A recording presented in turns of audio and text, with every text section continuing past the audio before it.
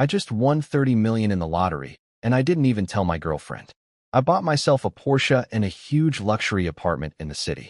I sat down on my new fancy couch, feeling like the happiest man alive. I fell asleep feeling great. But the next morning, before I could even share my good news, my girlfriend texted me first. She said she'd slept with 99 other men, and if she added one more, I'd officially be wearing 100 green hats. She even joked that since I loved her so much, I wouldn't mind. I was furious. Before I could even type out a reply to curse her out, I suddenly felt dizzy. My vision went black. When I opened my eyes again, I was freezing. I was lying in a tiny, broken-down wooden shack, maybe 10 square meters, with wind and snow blowing in through cracks in the walls. In front of me was a small stove with a weak fire burning, and a timer above it read, 29 minutes 58 seconds until it goes out. What the hell? Was I even still on Earth? Where was my lottery money? My apartment? I was standing there confused, shivering in nothing but my pajamas, when a cold mechanical voice spoke in my head. It welcomed me to something called the frozen plains, where the daily temperature was minus 10 degrees and nighttime dropped to minus 20. It warned me never to let my stove go out, or I'd lose my shelter completely. I had 7 days of protection to upgrade my shelter and stove before zombies and disasters started showing up. It also mentioned something about a resource box event happening across the area and promised a surprise in a month. I realized immediately I'd been pulled into some kind of apocalypse game. Just my luck. I finally won the lottery at 28 after 20 years of grinding through life, and now I get reset back to zero. I wasn't the only one confused. A regional chat channel popped up in front of me, completely chaotic with messages from other people asking what happened, where they were, freezing and asking for clothes. In the corner, I saw a population counter, 3,481,002 out of 3,500,000. That number hit me hard. That was the entire population of my city. And the gap meant almost 20,000 people had already died the moment they arrived. So this wasn't just me. The whole city got pulled in together. That actually made me feel a little better. If practically everyone with money in the city got dragged here too, then losing my 30 million didn't sting quite as much. Then another message appeared. Apparently because I hadn't died right away, and because I'd just won the lottery without getting to enjoy it, I was being given a reward. A luck system that would give me random fortune-telling hints. The first one told me today was extremely lucky. If I walked out my door, turned left, and walked 30 meters, I'd find a golden resource box buried under a snowdrift, full of useful supplies. I'd read enough novels to know that no protagonist makes it without some kind of system, so I wasn't shocked. I just had a problem. I was standing in freezing wind and snow wearing only pajamas, and I wouldn't last 10 minutes outside. But staying inside wasn't safe either, since if my stove died, so would I. It was just a question of dying now or dying later. So I didn't hesitate. I rushed outside into the endless white wasteland, snow whipping around me. The cold so intense my breath nearly froze the second it left my mouth. Sure enough, buried in the snow was a glowing golden chest. I opened it. Inside I found a heavy white down jacket strong enough to handle temperatures down to minus 25 degrees, a pair of thermal underwear that would warm my body. By 5 degrees, 100 pieces of coal that could each keep my stove running for an hour, and a sharp axe with high attack power that slowly repaired itself over time. Best of all, I found a blueprint for a level 2 shelter, a golden quality one that could even repair itself automatically once I gathered enough materials to build it. When I saw all those supplies, I was shocked. 100 hours of coal right off the bat, plus a down jacket. I quickly put the jacket on, and warmth spread through my body almost instantly. My pale face turned healthy and pink again. Say what you want about expensive brands, but that jacket actually worked. Still, that wasn't enough. My level 1 shack couldn't block the wind at all. I needed to upgrade it to level 2. I checked the blueprint requirements: 20 pieces of wood and 20 pieces of iron ore. Once upgraded, my broken shack would become a sturdy wooden shelter, doubling in size, with way more defense and durability. Best of all, it came with a golden trait: automatic repair, restoring 1 point of durability every single second, and that repair rate would only get stronger as my shelter leveled up. That repair trait was huge. It meant even if monsters attacked my shelter later, The damage they dealt would barely matter since it would heal almost as fast as it broke. Since I knew hostile creatures would show up after the 7-day grace period ended, this kind of self-repairing shelter would be crucial for survival. So I didn't hesitate. I grabbed my axe and ran to a nearby tree, a massive 15-meter giant, full and green despite the snow. I swung at it. One hit took 80 points off its health. 2 hits, and the tree groaned and started to shake. I was stunned. This thing was basically a legendary weapon. A 15-meter tree barely had 240 health, and my axe was chewing through 80 per swing. 3 hits later, the tree came crashing down, shaking the snow-covered ground, and I collected 2 pieces of wood from it. At this rate, I figured I'd only need about 10 more trees, 30 swings total, to get all the wood I needed. Getting materials felt almost too easy. Little did I know, it wasn't because resources were easy to find. It was because my axe was insanely powerful thanks to that golden chest. Most other survivors probably couldn't even find a basic axe, let alone good materials. I'd gotten lucky right from the start. Meanwhile, the regional chat was full of complaints. People were panicking about their stoves dying out, begging for coal, while a few lucky ones bragged about finding small resource boxes with a couple pieces of coal or some instant noodles and water. Most people, though, were finding nothing but empty, snow-covered land. Watching all this, I realized just how far ahead I was. They couldn't even find coal, and I already had 100 pieces. The gap between us was massive. Feeling motivated, I kept chopping down trees, 6 in total, until I had 12 pieces of wood. Suddenly, I felt dizzy and weak, leaning against a tree to steady myself. I wondered if my blood sugar was crashing. Then a cold system message popped up, warning me that my hunger level had dropped to 40 and that I needed to eat soon. I checked my stats. Hunger was sitting at 30 out of 100, and everything else, strength, speed, defense, mental resistance, was just average. I realized all that tree chopping had drained my hunger fast, which explained the dizziness. Great, I thought. Even cutting wood makes you hungry. Whoever designed this world really thought of everything. But now I had a real problem. There was nothing but white snow in every direction, and I had no idea where to find food. Then I remembered the marketplace channel. I opened it and saw it flooded with people desperately trying to buy coal. In this frozen wasteland, you could survive being a little hungry, but if your stove died completely, you'd lose your shelter and your ability to upgrade, leaving you out in the cold to die. So everyone was offering ridiculous things for coal, fake promises of millions of dollars, even a Ferrari for just 10 pieces of coal. Of course, money and cars meant nothing here. Food and coal were the only real currency. Since I had 100 pieces of coal, way more than I needed right now, I decided to sell 2 of them to get something to eat. The moment I listed it, the marketplace exploded with reactions. Some people were shocked that anyone would give up something so precious. Others tried to warn me how important coal was, saying that every hour of fuel was an extra hour of survival. But just as many people jumped in, telling them to mind their own business, and several buyers immediately offered me anything I wanted, clothes, supplies, whatever I needed, in exchange for that coal. I told the guy I didn't want clothes, I wanted food. Right away, someone named Changge messaged me offering 2 sausages for a trade. I said 2 wasn't enough, I wanted a whole bag. He panicked, saying he barely had 8 sausages total from his own resource box. So I pushed a little, and he ended up agreeing to give me 6 instead. After that trade, I had 6 sausages in my inventory, each one worth 10 hunger points. Still not enough to fill me up though.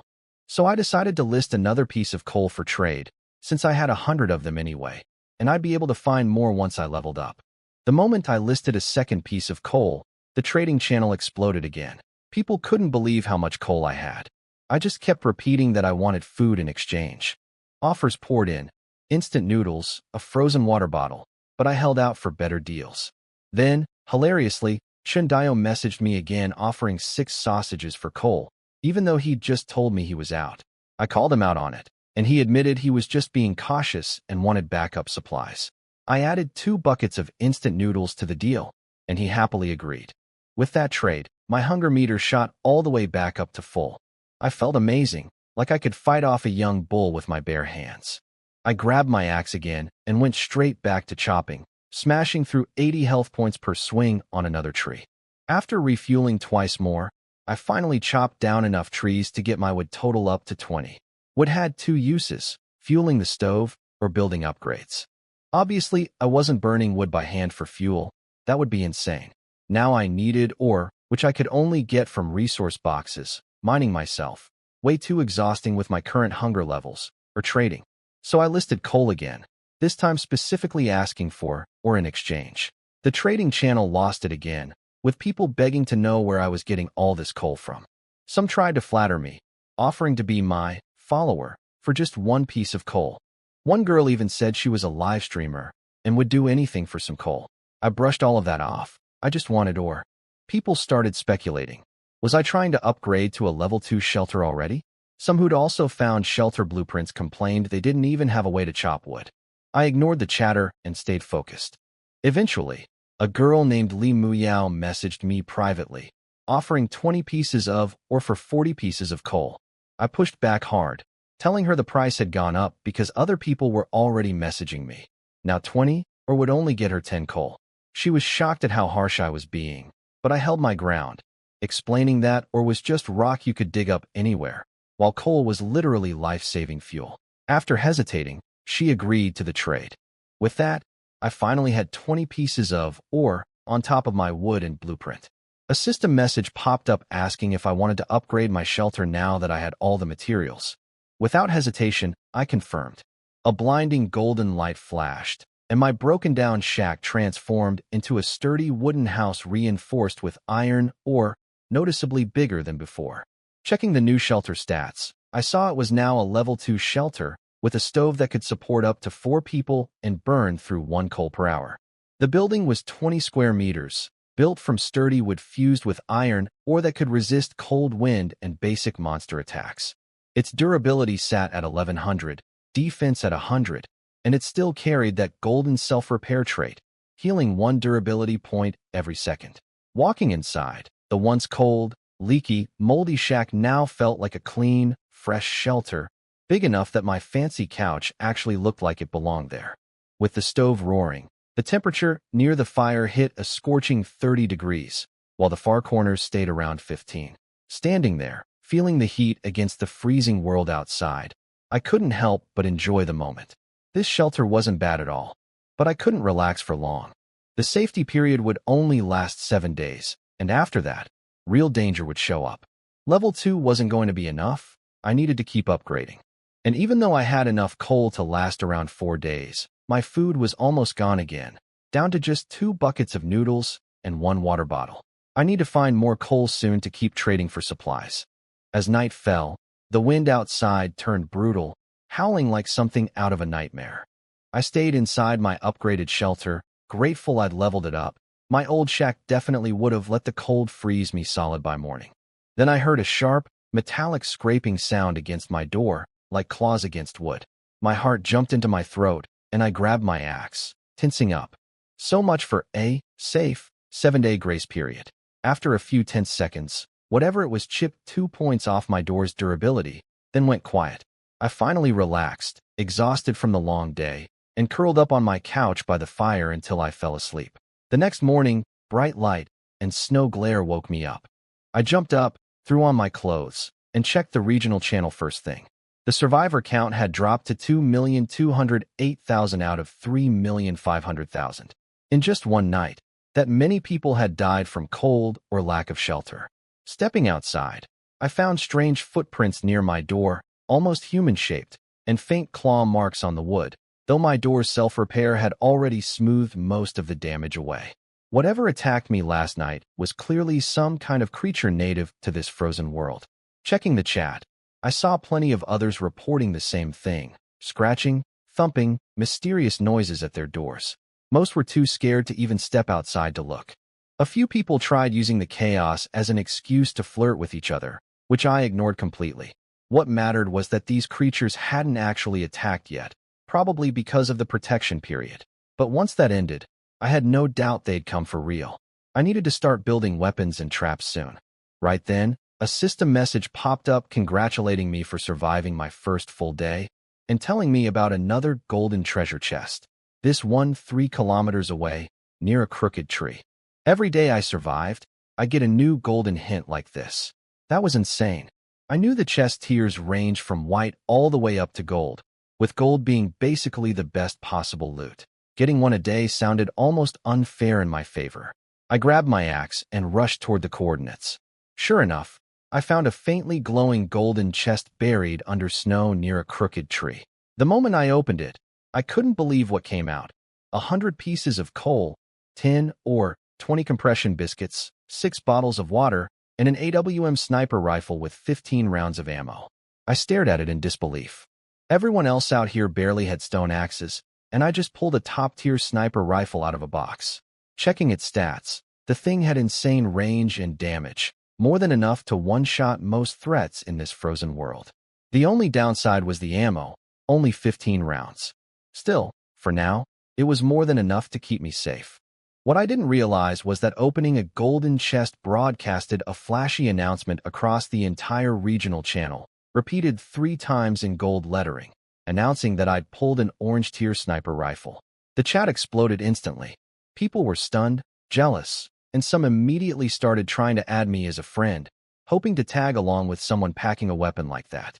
I got flooded with messages. People offering to be my followers, women offering to warm my bed, guys begging to be my right-hand man, people asking how I managed to pull such insane luck.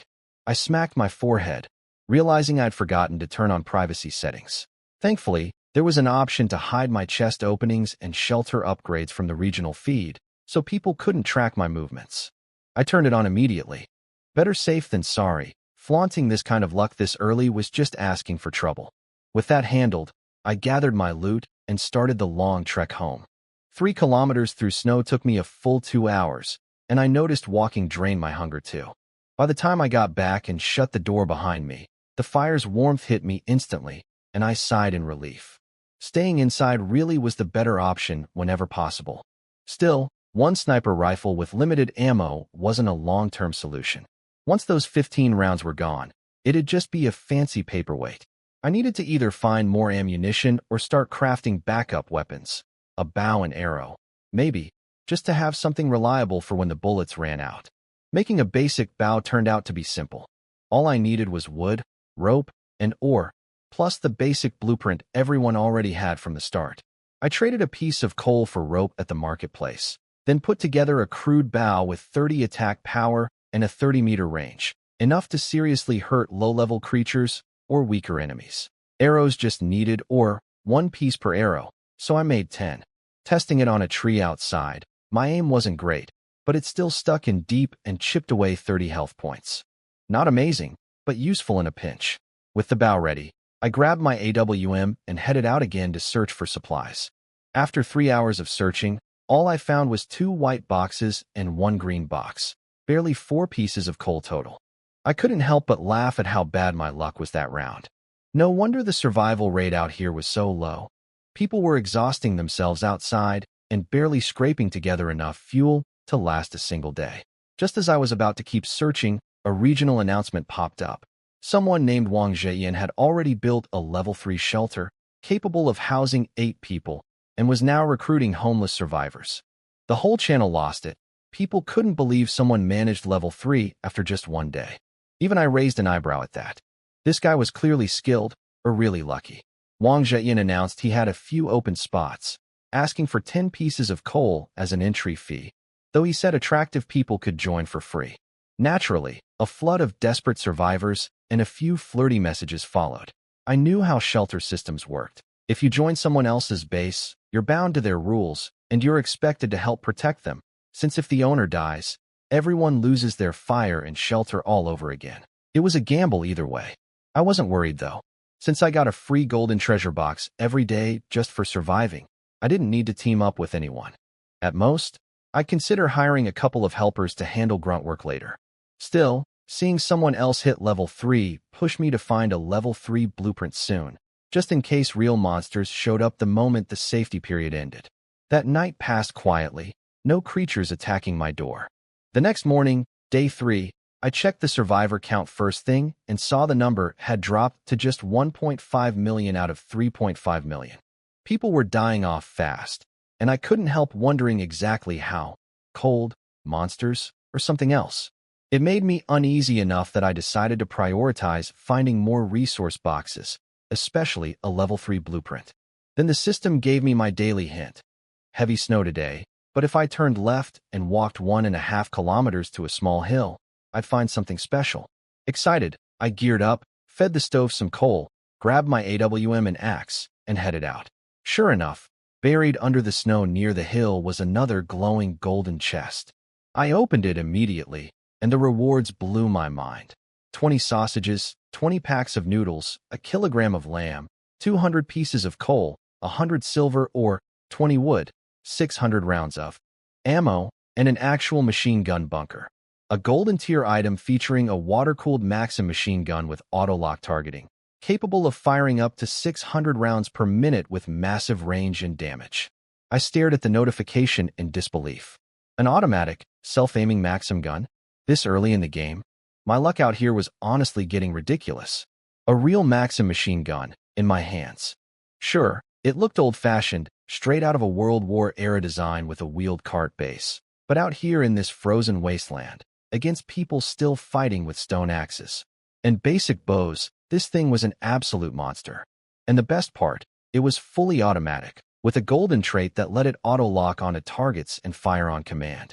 No manual aiming needed. While everyone else was still in the Stone Age, I basically had a smart AI-powered war machine. The only downside was ammo, just 600 rounds. At full auto, that would burn through in under 2 minutes. But used carefully, it would last me a good while. I hauled everything back to my shelter and set up the machine gun bunker right next to my front door. The moment I placed it down, a solid little fortified bunker appeared, the gun's barrel poking out with a menacing presence. With this thing guarding my door, I felt safer than I had this entire time. Forget monsters, even other survivors trying to raid me would get shredded instantly. Still, that wasn't enough for me. I wanted more firepower, more defense, ideally several machine guns, and a stronger shelter overall. Right then, I got a message from Li Muyao, the girl I traded with before. Her stove was about to die, and she begged me for coal. I told her sure, but asked what she'd trade for it. She offered 20 or for 10 coal, but I told her I didn't need or any more since I was already level 2. She panicked, then asked if I'd just give her some for free. I laughed it off, telling her I wasn't a charity, and she needed to offer something else. She said she had nothing left, until suddenly she mentioned she actually had a level 3 shelter blueprint to trade. That stopped me cold. A level 3 blueprint? I asked her to show it, and sure enough, it was real. A rare red tier blueprint that could upgrade a level 2 shelter all the way to level 3, expanding it to 40 square meters, boosting defense to 2,000, and adding 2 arrow towers. It also had a unique red trait. Every time the shelter leveled up, it would generate something called a fire seed, whatever that meant. I'd never heard of a red tier blueprint before. This seemed like something rare, maybe even higher than gold. Li Muyao admitted she had no idea what the fire seed trait did either, since she didn't even have the materials to use a level 2 blueprint, let alone level 3. With her stove about to die in 2.5 hours, the blueprint was basically useless to her unless she traded it away fast. She asked how much coal I'd offer.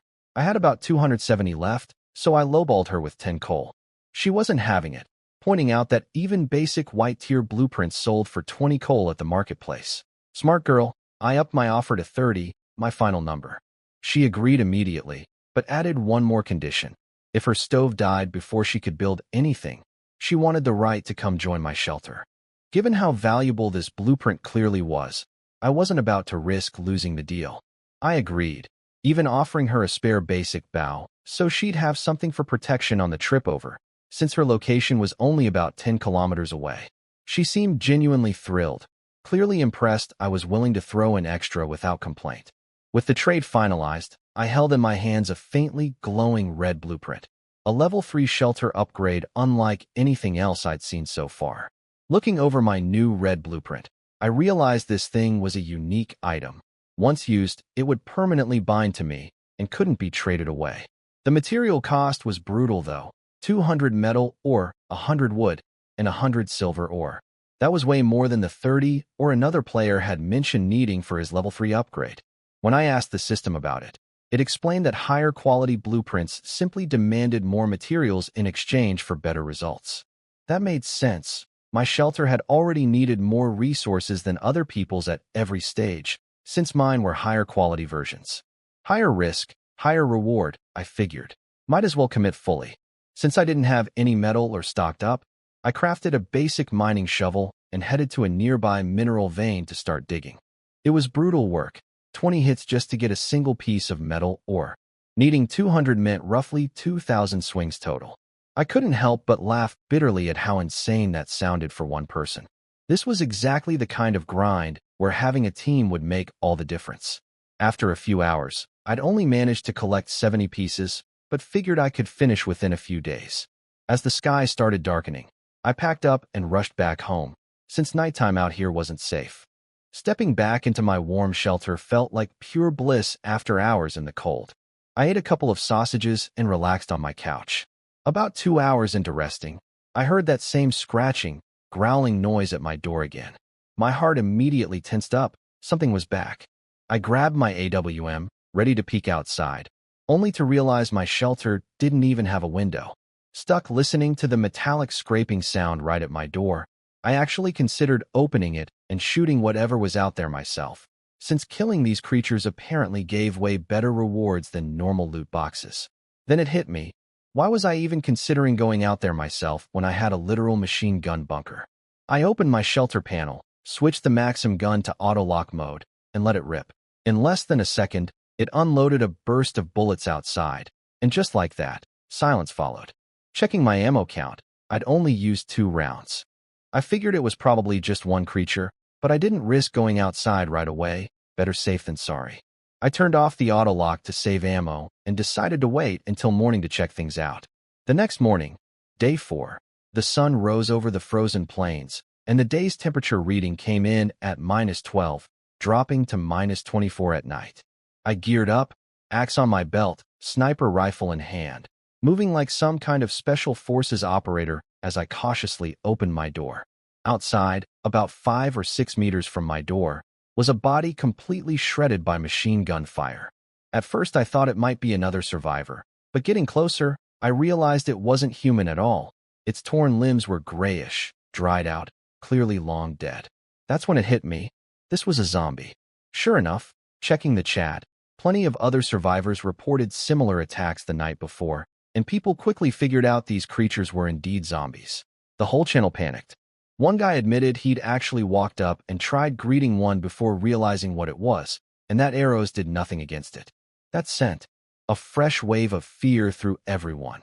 If regular weapons couldn't stop these things, what would happen once the protection period ended and they started attacking shelters directly? People were terrified, imagining dozens or hundreds of these things eventually showing up.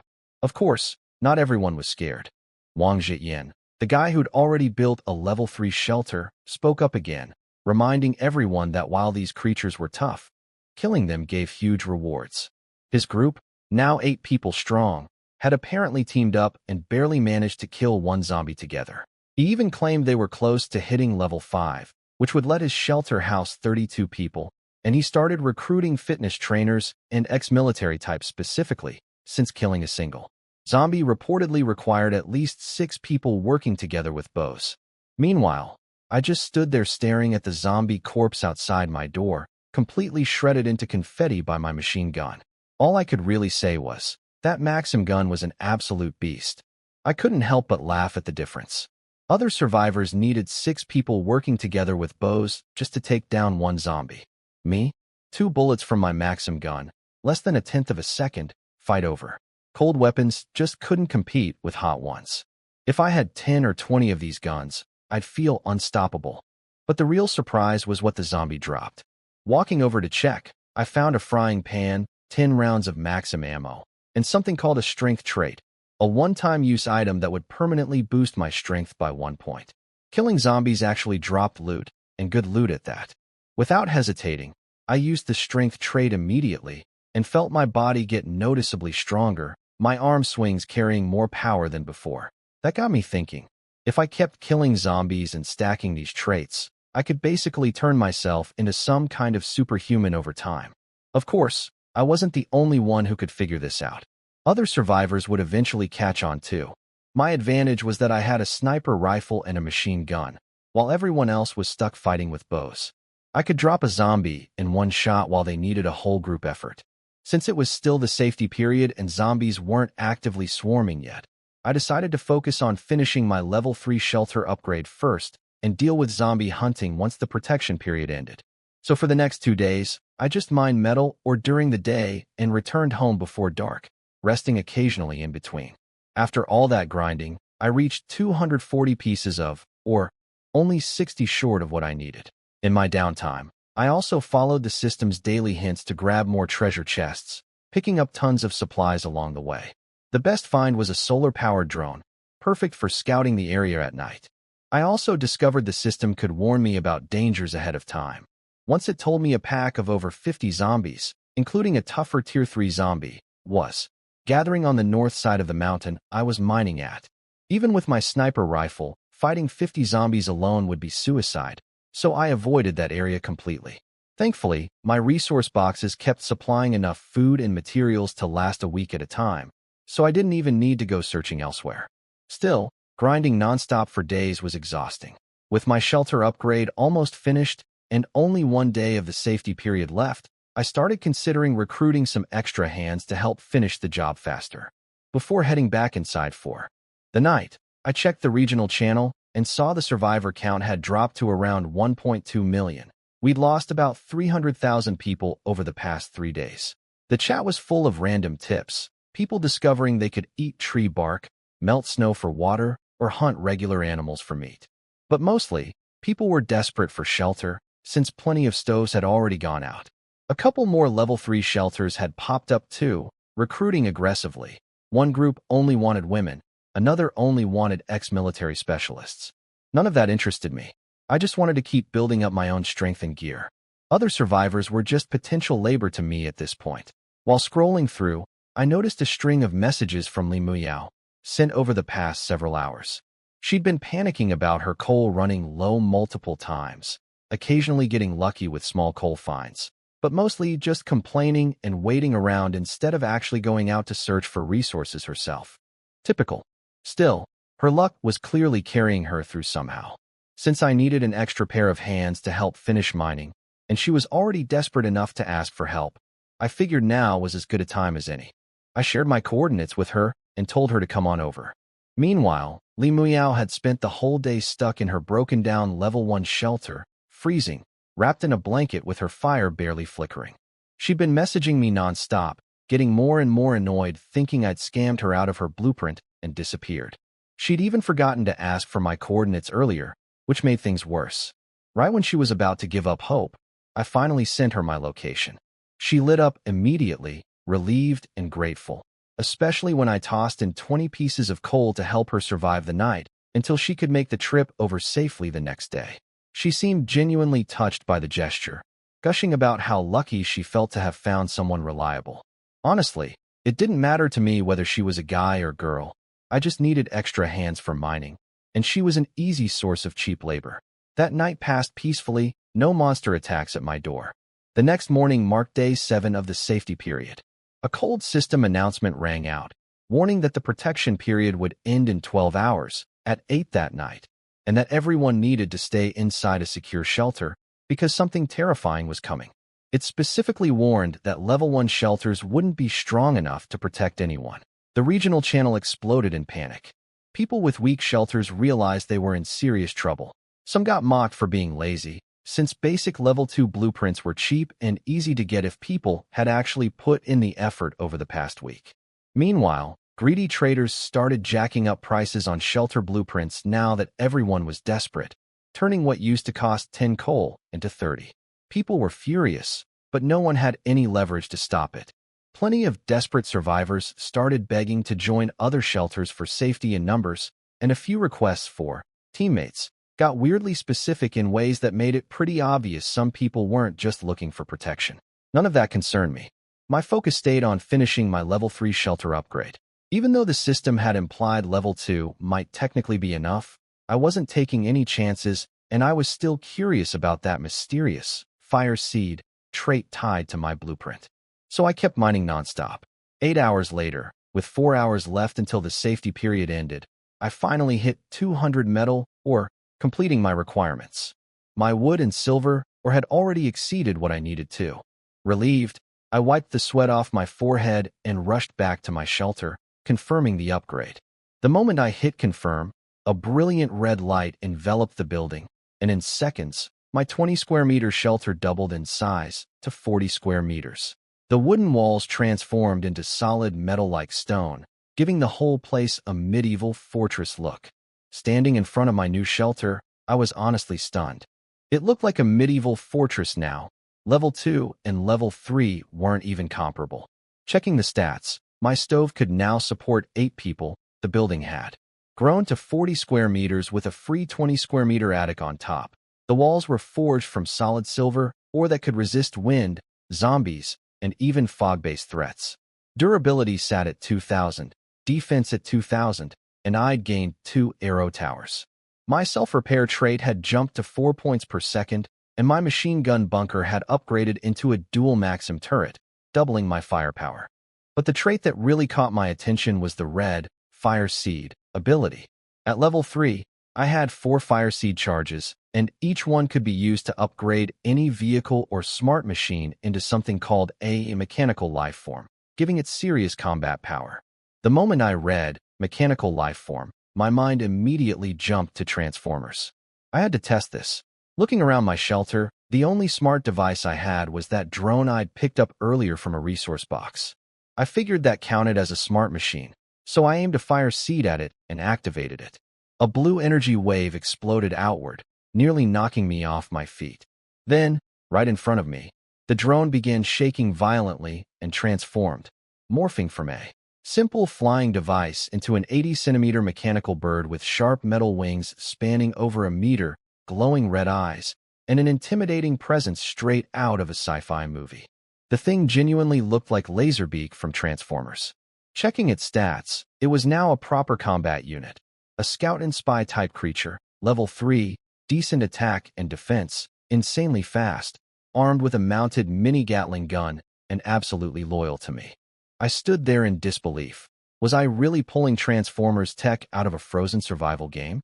The bird let out a few wild screeches before settling down, suddenly acting completely devoted, flying straight to my shoulder and chirping affectionately. Before I could even react, a zombie stumbled out from a nearby path, practically drooling with excitement at the sight of me, like it had found its long-lost father. Perfect timing to test my new pet. I gave the command, and the drone shot off my shoulder without hesitation, deploying a hidden mini Gatling gun mid-flight and shredding the zombie instantly. I was floored. This little bird wasn't just for show, it hit hard. Made sense, given its attack stat was way higher than a basic zombie's defense. And this was just from upgrading a drone. What would happen if I used a Fire Seed on an actual car?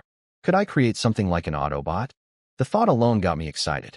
If I had something like that on my side, I'd practically be unstoppable out here. But time was short. Night was falling fast, with less than an hour left before the safety period ended. I collected the loot from the dead zombie and called the drone back inside with me for safety. My shelter now felt incredibly secure with its expanded space, upgraded stove, and new attic for keeping watch outside. Still, my mind was stuck on one thing: Transformers.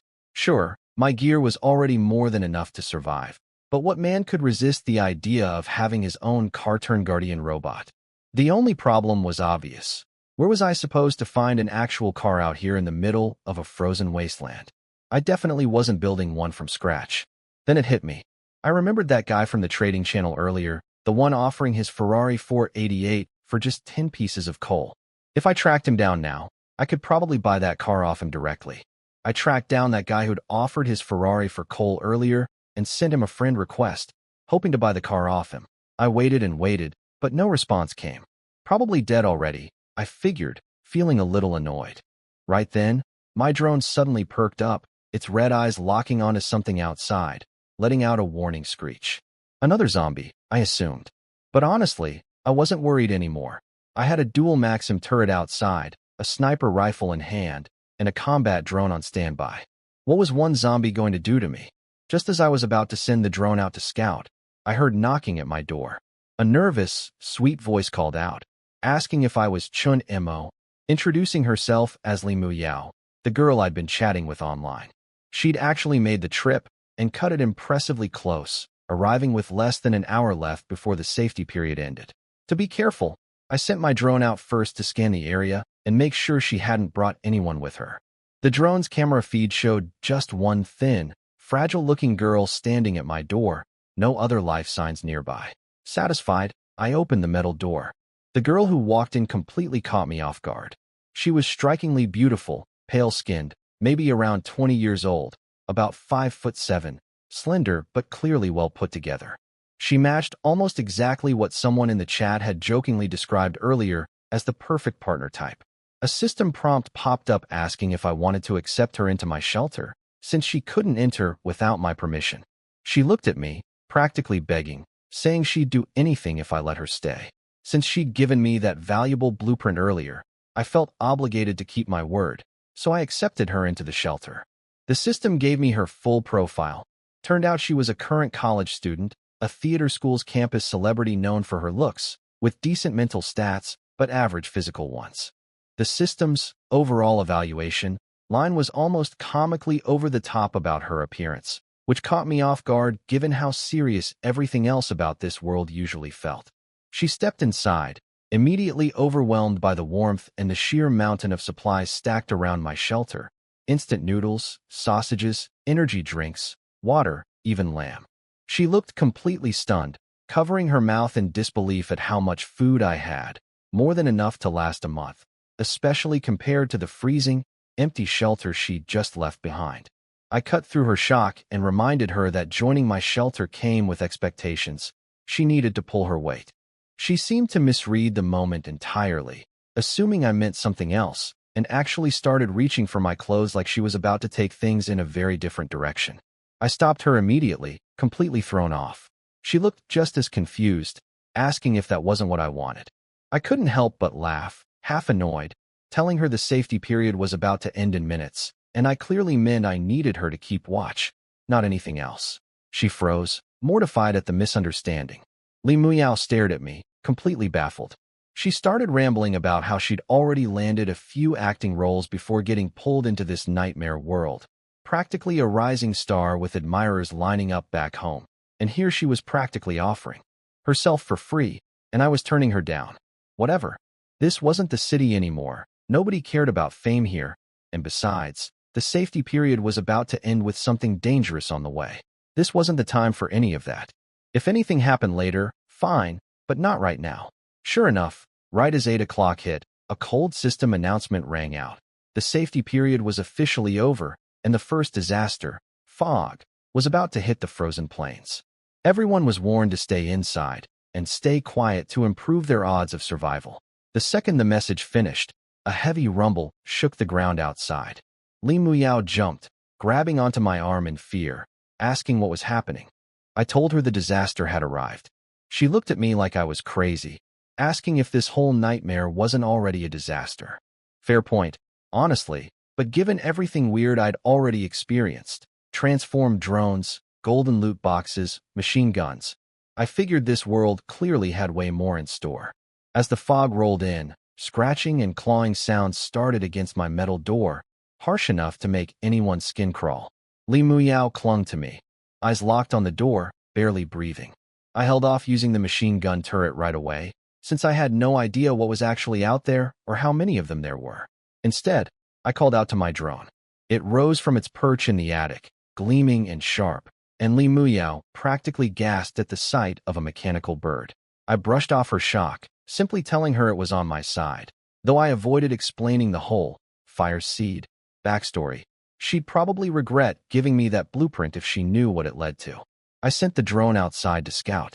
Through its live camera feed, I watched as a massive wave of gray fog swept across the entire frozen plains like some apocalyptic sandstorm, swallowing everything in its path for hundreds of kilometers. Shelters scattered 5 kilometers apart were getting consumed one after another, with strange noises echoing from inside the fog. Even I was shaken seeing the sheer scale of it. This wasn't just a disaster. It felt like the actual end of the world. Checking the regional channel, the survivor count was dropping at an alarming rate, over 1 million, then rapidly ticking down by the thousands in real time. The chat was in chaos. People screaming for help as their shelters got breached, some getting cut off mid-message, clearly meaning they hadn't made it. A few lucky ones with stronger shelters reported only minor durability loss per hit. Then I heard a soft thud against my own door. Checking my shelter stats, the attack had dealt 0 damage. My durability stayed locked at a full 2,000. No matter how many times something hit my door, the damage read 0 every single time. I couldn't help but laugh. Turns out upgrading to level 3 really paid off. My walls were basically untouchable.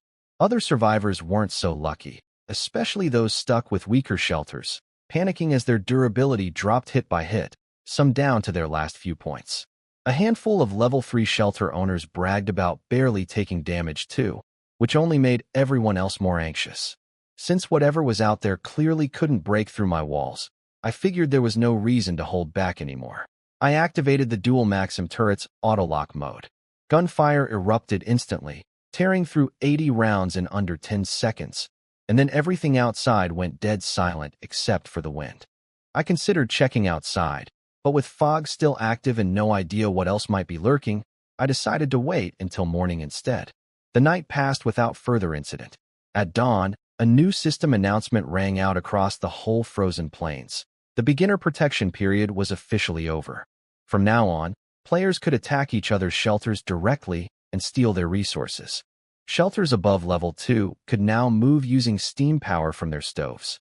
Disasters would strike every 7 days, alternating between fog, storms, blizzards, extreme cold, geothermal events, radiation, and more, with 7-day windows in between to prepare. Zombies would also appear periodically, dropping valuable loot when killed. The message ended with a simple warning for everyone to do whatever it took to survive. So the real survival game had officially begun, and my shelter now had a drive mode option, letting me move it on giant wheels powered by the stove's steam engine. The cost was brutal though, 10 coal per kilometer, only 10 kilometers an hour, with costs scaling up as the shelter got bigger. That kind of fuel burn made moving the shelter pointless for most people, basically 4 days of survival fuel for a measly 10 kilometers. The rules also confirmed players could now raid each other's shelters and steal everything inside. Clearly, the system wanted us fighting each other. Not that I was worried. Between my machine gun turret, sniper rifle, and combat drone, I was way ahead of anyone still using basic weapons. First thing I wanted to check was what exactly had been attacking my shelter overnight. I got dressed, grabbed my drone for backup, and stepped outside. Scattered around my shelter were over 20 mangled corpses, some zombies, but mostly these giant bat-like creatures, nearly 2 meters with wingspan and nasty fangs. Ugly things. Honestly, without the machine gun's auto-lock feature, killing even one of these would have been tough for a normal person. One bat, still alive despite half its skull being blown off, let out a screech and tried to drag itself toward me. Checking its stats, it turned out to be a Tier 3 elite monster with 600 health, way stronger than I expected. Before I could react, my drone beat me to it, swooping down and finishing it off with a burst of gunfire. I didn't even need to lift a finger. Realizing how strong this thing actually was, I figured any normal survivor encountering even one of these bats alone would be in serious trouble. Meanwhile, Li Miao woke up from all the gunfire and stepped outside, gasping in horror at the pile of monster corpses. I explained they were from last night's fog attack. Seeing how massive these things were up close, she went pale, clearly relieved she'd made it to my shelter before the disaster hit. After that, she looked at me with noticeably more warmth, eager to help out so she wouldn't risk getting kicked out, immediately offering to collect the loot scattered around. I let her gather the basic supplies but kept the trade items for myself, since I noticed about 10 of them scattered among the kills, mostly free stat points I could allocate wherever I wanted. Even with my current firepower, I knew boosting my own stats mattered for long-term survival. I put 17 points into strength, 10 into defense, and the rest into speed. Checking my updated stats afterward, my strength was now triple a normal person's, my defense doubled, and I felt noticeably stronger moving around. Things were looking good. With 20 kills worth of loot to collect, the haul was massive. Hundreds of units of wood and coal, dozens of food items, ammo, or you name it. Li Muyao could barely contain her excitement seeing this much food after surviving on melted snow back at her old shelter. She practically begged for some, and since I had the authority to manage shelter resources, I happily handed her some noodles and milk, more than enough to last months at this rate. She thanked me enthusiastically and started eating right away. Then I reminded her that none of this was free. She had work to do. She immediately misread the comment again, blushing and assuring me she knew what to do, clearly thinking I meant something else entirely. I rolled my eyes hard, clarifying I meant actual work, not whatever she kept imagining. Going forward, I planned to have her handle resource collection while I focused on something far more important, getting my hands on actual vehicles. If a single transformed drone could wipe out elite monsters this easily, imagining a full lineup of Transformer-style guardians protecting my shelter felt like the obvious next step. The more of these I could build, the less I'd need to worry about zombies, monsters, or anything else this world threw at me. I told Li Muyao to grab some food, then head out with the drone for protection to collect more resource boxes. Since she'd seen firsthand how lethal that bird was, she felt safe enough to agree right away and headed out after eating. Meanwhile, I stayed back and checked the regional channel, hoping to track down a car. The survivor count had crashed down to just 500,000. An entire 500,000 people gone in one night. Even I felt a chill reading that number. The chat was absolute chaos, full of desperate trading and alliance requests. Someone offered 10 coal for a crafted crossbow, since those hit way harder than basic bows, but people shut that down immediately. Nobody was selling their best survival gear after the attacks last night. Others suggested asking around for flintlock guns instead. Most messages were people begging for groups or shelter alliances, since surviving the next fog wave alone seemed impossible for low-level players. Even some level 4 shelters, now able to house 16 members, were actively recruiting. None of that interested me, though. I just wanted a car. So I posted an open offer in the marketplace, willing to trade anything for a vehicle. People thought I'd lost my mind, pointing out there was no gasoline anywhere in this frozen wasteland, so a car was basically scrap metal. Someone even recognized me from earlier, a member of Wang Zhaiyan's group, mockingly bringing up how I'd ignored his request to join my shelter, now bragging about being part of a 36-person crew. I just ignored him completely. His group didn't impress me at all. I upped my offer to 100 pieces of coal for any car, which caused another wave of disbelief. 100 coal was basically 4 days of survival fuel, an insane price for useless scrap metal in most people's eyes. People kept asking why I wanted a car so badly, half joking that I must have found oil somewhere. I just shrugged it off, saying, sort of, which only made people more confused and curious. Eventually, someone named Jiang Yin messaged me privately, saying she actually had a car, a Lamborghini Aventador that had been teleported into this world along with her, since she happened to be driving it back when everything started. She warned me it had no fuel left, but that didn't matter to me at all. We made the trade, and 100 coal later, I had a sleek black Lamborghini sitting right in front of my shelter.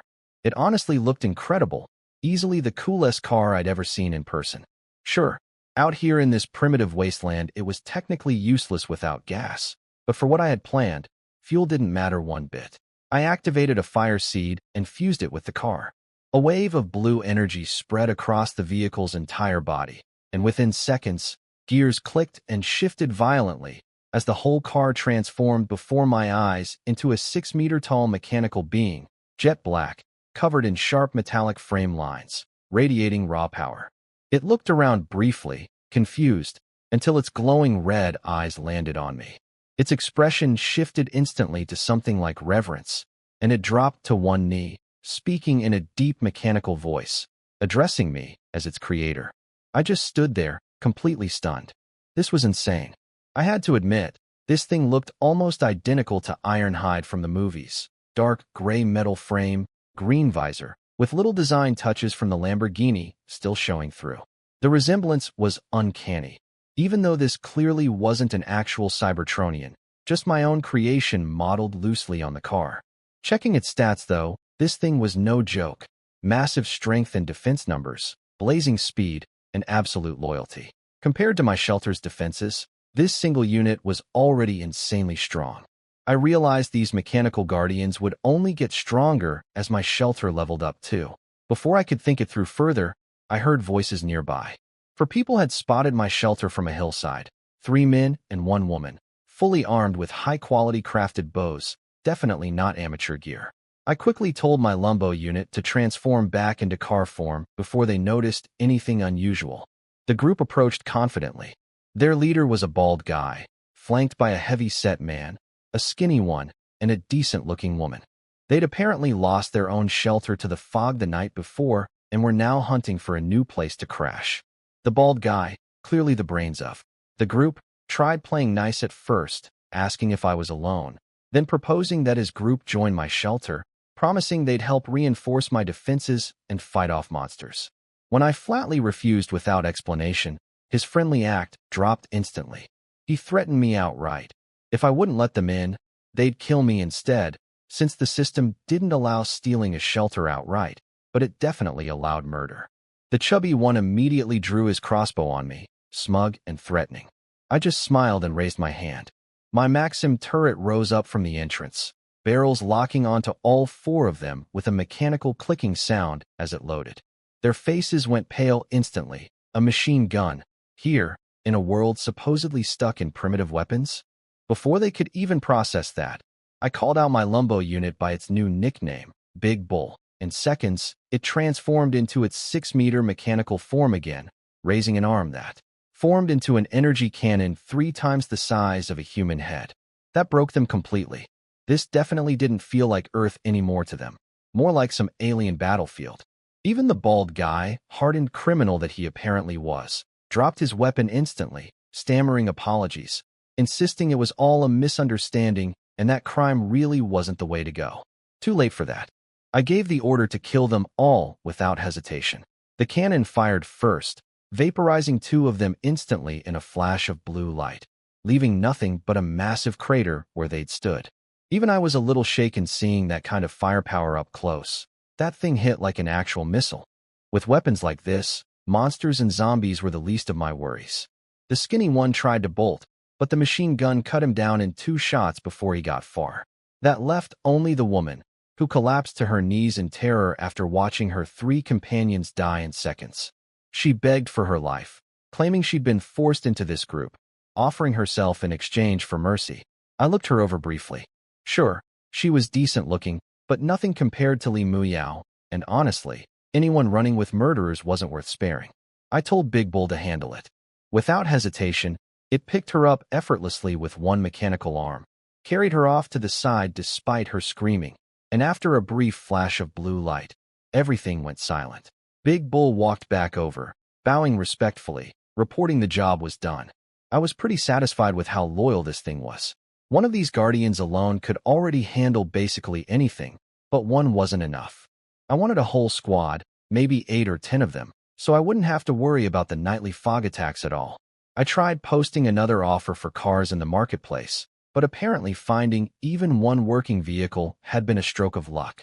Everyone else who messaged me either had a car that was already wrecked or trashed by monsters, completely useless for what I needed. I wasn't interested in activating some busted piece of junk, so after a full day of trying, I came up empty on a second car. Right around then, Li Muyao got back with the drone, which immediately flew over and nuzzled against my shoulder excitedly. I calmed it down before it accidentally scratched my face, then turned my attention to Li Muyao. She'd brought back bags full of loot, sweating despite the freezing weather, clearly thrilled with herself. She'd found about 20 resource boxes that day alone, collecting 30 sausages, piles of wood, and dumping out an enormous haul of supplies. 200 units of coal, 300 combined wood and ore, and around 100 drinks and snacks. Even I was a little surprised by how much she'd gathered. She bragged that her luck had always been good, joking that she just hadn't been finding anything before because she'd been too scared to leave her shelter.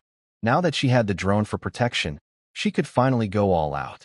Thinking about it, her luck really had been unusually good this whole time. Surviving 7 days alone in a level 1 shack was no small feat. I started wondering if she had some hidden trait of her own. She caught me staring at her oddly and got a little flustered, asking why I was looking at her like that. I brushed it off. As night approached, we cooked up some instant noodles with sausage using the frying pan over the stove, and she devoured it eagerly, clearly not used to eating this well out here. Right at 8, the fog rolled in again along with the usual roars and screeches outside. She jumped into my arms, startled, but I wasn't worried. I flipped on the Maxim turret's auto-lock, and less than a minute of gunfire later, everything outside went dead quiet again. With the threat gone and her pressed close beside me, things between us shifted naturally from there. The next morning, I woke up feeling great, though I noted we really only had one couch to work with. Right then, the system chimed in, congratulating me on surviving another day. I joked that I thought it had abandoned me since the daily golden chest hints had been quiet lately, but it reassured me it only existed to keep me alive, not necessarily to spoil me constantly. Still, I asked what today's hint was. It told me about a destroyed level 3 shelter 18 kilometers away, holding a golden chest, but guarded by a tough tier 4 elite zombie. Excited at the idea of another golden box, especially after the AWM and the Maxim gun from previous ones, I got ready to head out, leaving Li Muyao behind to watch the place for the day. She assumed I was sparing her from chores as a reward for yesterday's hard work and happily agreed to wait for me. Before leaving, I cleaned up outside my door. Since another 30-plus zombies and monsters had died there overnight, dropping a fresh pile of loot, food, drinks, and 30 more stat points, which I split between defense and strength. My strength stat hit 50 after that, and swinging my arm now produced a genuinely terrifying gust of wind. Still, I wanted more, 100 times stronger, maybe 200, enough that I wouldn't even need my mechanical guardians to dominate this place. Among the loot, I noticed a faintly glowing red weapon, a long blade about a meter in length. Checking its stats, it was an orange-tier weapon called the Phoenix War Blade, boosting strength by 50 and agility by 20, with bonus fire damage against monsters. I was stunned. This felt like something straight out of a dungeon crawler game. Curious, I checked the regional channel and discovered that the kill announcement from my Maxim gun's overnight rampage had actually been broadcast publicly, since I hadn't been the one to physically collect the loot at the time. The whole channel had exploded over an anonymous player dropping a rare orange weapon from a zombie kill, with people speculating wildly about who it was and why they were staying hidden. Wang Zheyin himself had even offered 1,000 coal for the blade, since he'd been steadily gaining strength from zombie kills too. His group now stronger than most others out there, but everyone assumed nobody would actually sell something that powerful for any price. By the time I picked it up myself, that offer was already 6 hours old and long expired. Lucky timing on my part. Testing the blade out, I felt a massive surge of power. My strength stat shot all the way up to 100, 10 times a normal person's. Doing a rough calculation, a single swing with this blade now carried roughly the force of a small car, slamming into something. No zombie alive could possibly survive a hit like that. Pretty happy with my new blade, I grabbed my sniper rifle, hopped into Big Bull in car form, and hit the gas toward my destination. 18 kilometers would have taken hours on foot, but with a supercar, it took maybe 10 minutes flat. The acceleration was insane. Honestly, the most fun I'd had since arriving in this frozen hell. Finally understood why people love sports cars so much. Along the way, plenty of survivors spotted me tearing across the snow in a black Lamborghini and lost their minds, completely baffled how anyone had working fuel out here. A few noticed where I was heading though, straight into a quarantine danger zone where a level 3 shelter with 16 combined members had gotten completely wiped out by a zombie horde the night before. Someone tried warning me, but a cynical bystander just laughed it off, saying if I wanted to drive into a death zone, that was my problem. Little did they know, I wasn't walking into death. I was about to walk away with a serious haul. When I arrived, the destroyed shelter was picked completely clean, nothing left to scavenge. But I quickly spotted what I'd actually come for. A level 4 elite zombie, massive at nearly 2.5 meters tall, armored, muscular, looking like something out of a horror movie boss fight. Checking its stats, it had 3,000 health, way tougher than anything I'd faced so far. No wonder it had wiped out an entire group. I told Big Bull to hold off transforming. I wanted to test myself without relying on my mech every single time. I lined up my sniper rifle and fired straight at its head. Instead of an instant kill, it only dropped 800 health. I fired again, hitting its neck, dropping another few hundred, but it kept charging, clearly furious, and closing the distance fast. Just as it got within striking range, Big Bull suddenly transformed behind me into its 6-meter mechanical form, completely catching the zombie off guard. It tried to stop, but it was too late. Big Bull grabbed its arm and hoisted it up like a toddler. The zombie practically whimpered in front of something even bigger than itself. With it restrained, I decided to vent a little. I walked up and punched it square in the face, mocking it for daring to charge at me earlier. Then I pulled out my new Phoenix Warblade and went to work, stabbing it repeatedly while cursing it out for sending me to this frozen wasteland and ruining my lottery win, venting weeks of frustration onto this poor zombie like a maniac. Each stab tore off over 100 health. Eventually, once it was nearly dead, I finished it off with a clean headshot from my sniper rifle, splattering it everywhere, including all over Big Bull's leg. Unbeknownst to me, a pair of twin sisters from a nearby 5-star faction were watching the whole spectacle through binoculars from 200 meters away, utterly horrified. They'd come scouting for leftover loot after hearing the shelter had collapsed, only to stumble onto a survivor absolutely brutalizing a level 4 elite zombie like it was target practice, cursing the entire time like a madman. They couldn't decide if I was incredibly strong or just completely unhinged, probably both. Meanwhile, the kill rewarded me with a literal goldmine: snacks, iron, ore, ammo, a purple tier defensive armor boosting defense by 50, and a purple strength trait permanently adding 12 points to my strength. I used the trait immediately and equipped the armor without hesitation. The twins, still watching through their binoculars, practically drooled with envy seeing all that loot drop, wishing it had been them instead. Then I checked inside the wrecked shelter and found something even better: a golden chest sitting untouched near the dead stove. Opening it gave me raw beef, a microwave, a solar water heater, solar panels, a lighter, and cigarettes. Completely useless to me since I didn't smoke, but I kept them anyway out of principle. The real prize, though, was a golden tier level 4 shelter blueprint, which came with an incredible built-in trait: a nuclear-powered stove. Once installed, my shelter's fire would never go out again, and if I activated mobile mode, my movement speed would double. Even after everything I'd already seen, that one stopped me in my tracks. A nuclear-powered stove that never went out, with a permanent speed boost. This thing was insane. My shelter could basically become an unstoppable mobile fortress, never worrying about fuel again, moving freely across the wasteland like one of those moving city concepts from old sci-fi movies. Big cities consuming smaller ones for resources, except now I had the upgrade that would let me actually pull that off. Unlimited range meant I could treat my entire shelter like a car. There was no way I wasn't upgrading to this. But checking the material requirements made me wince a little: 400 wood, 200 iron ore, 200 silver ore, 400 metal ore, and 200 units of refined steel. The steel alone needed 10 iron ore per unit, meaning I'd have to mine roughly 2,000 pieces of iron ore just for that one ingredient. Brutal. Still, with unlimited nuclear power on the line, I decided it was worth the grind. I drove back to my shelter, and the moment I stepped out of the car, Li Muyao came running, practically diving into my arms, gushing about how much she'd missed me. I pointed out I'd only been gone 2 hours, which she awkwardly admitted, though she insisted she'd genuinely worried something might have happened to me. I told her about the level 4 elite zombie I'd taken down, and her eyes went wide with disbelief. She mentioned she'd actually seen something about it on the regional channel half an hour earlier. An anonymous player had apparently killed a level 4 elite zombie and dropped a purple tier item. I was honestly surprised that killing one zombie warranted a public announcement.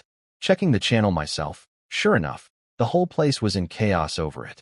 People assumed it had to be a group effort, since killing a level 4 boss tier zombie solo seemed impossible. Major shelter alliances were already pointing fingers at each other, accusing rivals of secretly accomplishing it, sparking arguments between groups like Wang Jiayan's crew and some Night Rose shelter. I couldn't help but laugh, glad I'd kept my identity hidden. If word got out that it was actually me, after everything I'd already pulled off, the machine gun, the mech, all of it, I'd have every ambitious survivor in this place gunning for me. For now, none of that mattered. I pulled out the level 4 blueprint and turned to Li Muyao with the next task. Go to the mountain and mine 2,000 pieces of iron ore.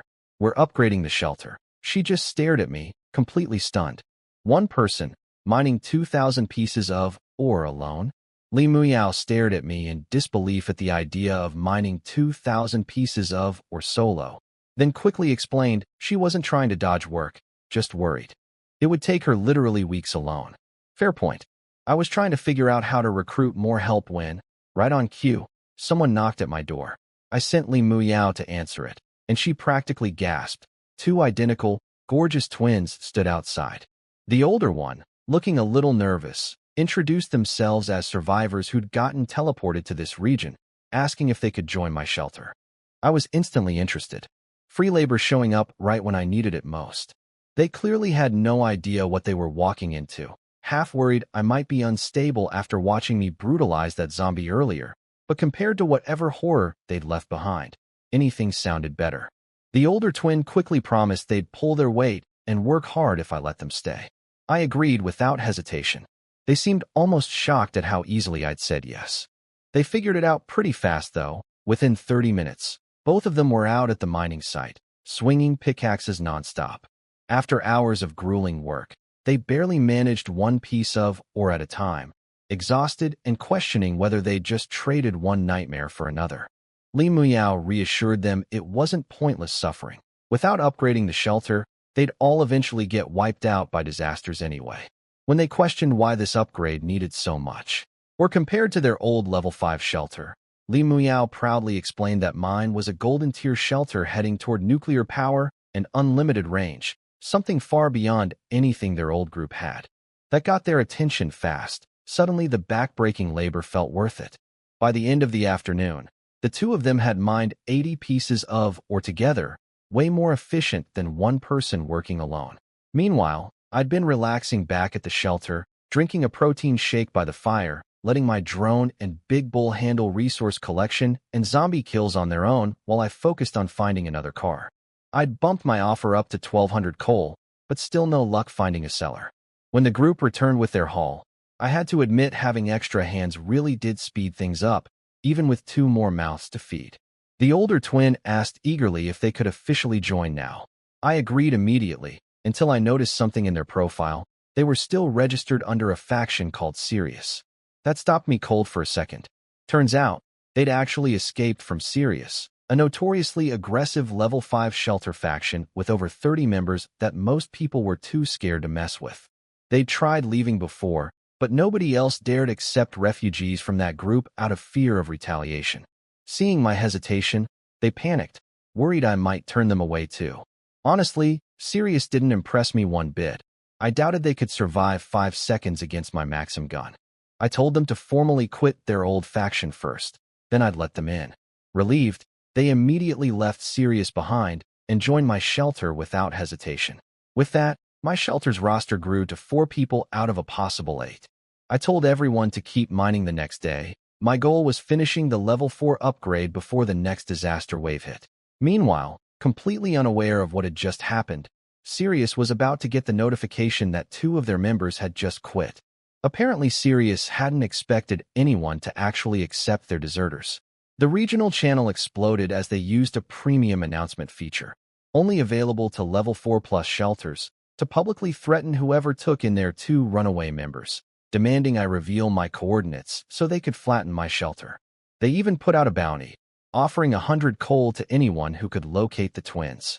The whole channel went wild speculating about who would dare cross Sirius for a couple of pretty girls, with people from rival factions like Wang Zheyan's group throwing in their own commentary, acting like recruiting women was no big deal for them. Sirius ignored the noise and kept escalating their threats. I had absolutely no idea any of this was happening, since I was still busy in the marketplace chatting with potential car sellers. After a long afternoon of waiting, someone finally messaged me, offering a BYD. I misunderstood the abbreviation at first and thought he was insulting me, until he clarified it was a car brand, though the engine and battery were apparently busted. I turned it down immediately. I needed something functional, not scrap. The guy, who went by Chen Wushuang, tried convincing me the broken car still had value, since parts like speakers, motors, seats, glass, mirrors, and even radar equipment could be salvaged to upgrade a shelter. I was honestly impressed someone had figured out a whole salvage business this early into the apocalypse. Tempting, but I wasn't an engineer and had no interest in DIY projects.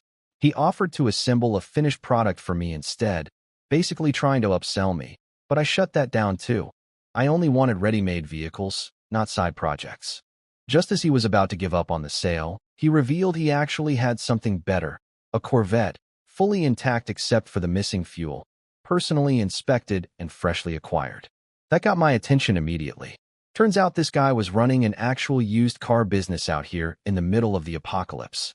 Looking over at my three girls cozied up by the fire eating dinner, I couldn't help laughing to myself.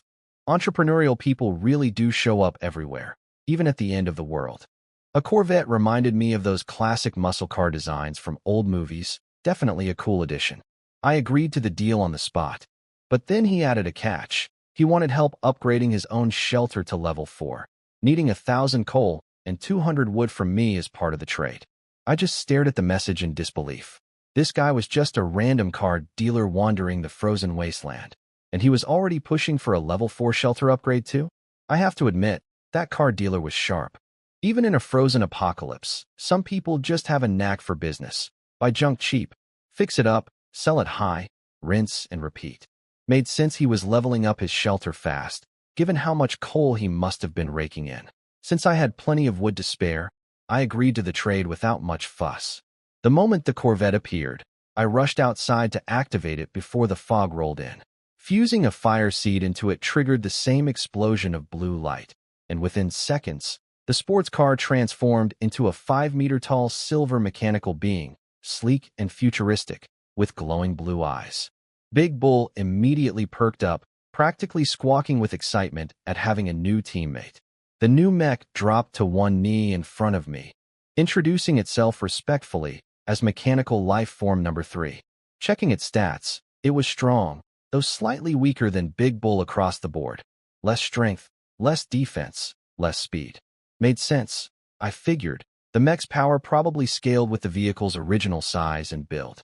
Bigger cars probably meant bigger, tougher mechs. That got me thinking, what if I found something massive, like an actual heavy hauler truck? The possibilities felt endless. Still, one car wasn't enough. I wanted a whole convoy of these things eventually, dozens of mechanical guardians at my disposal. Doing some quick math, shelter capacity scaled with level.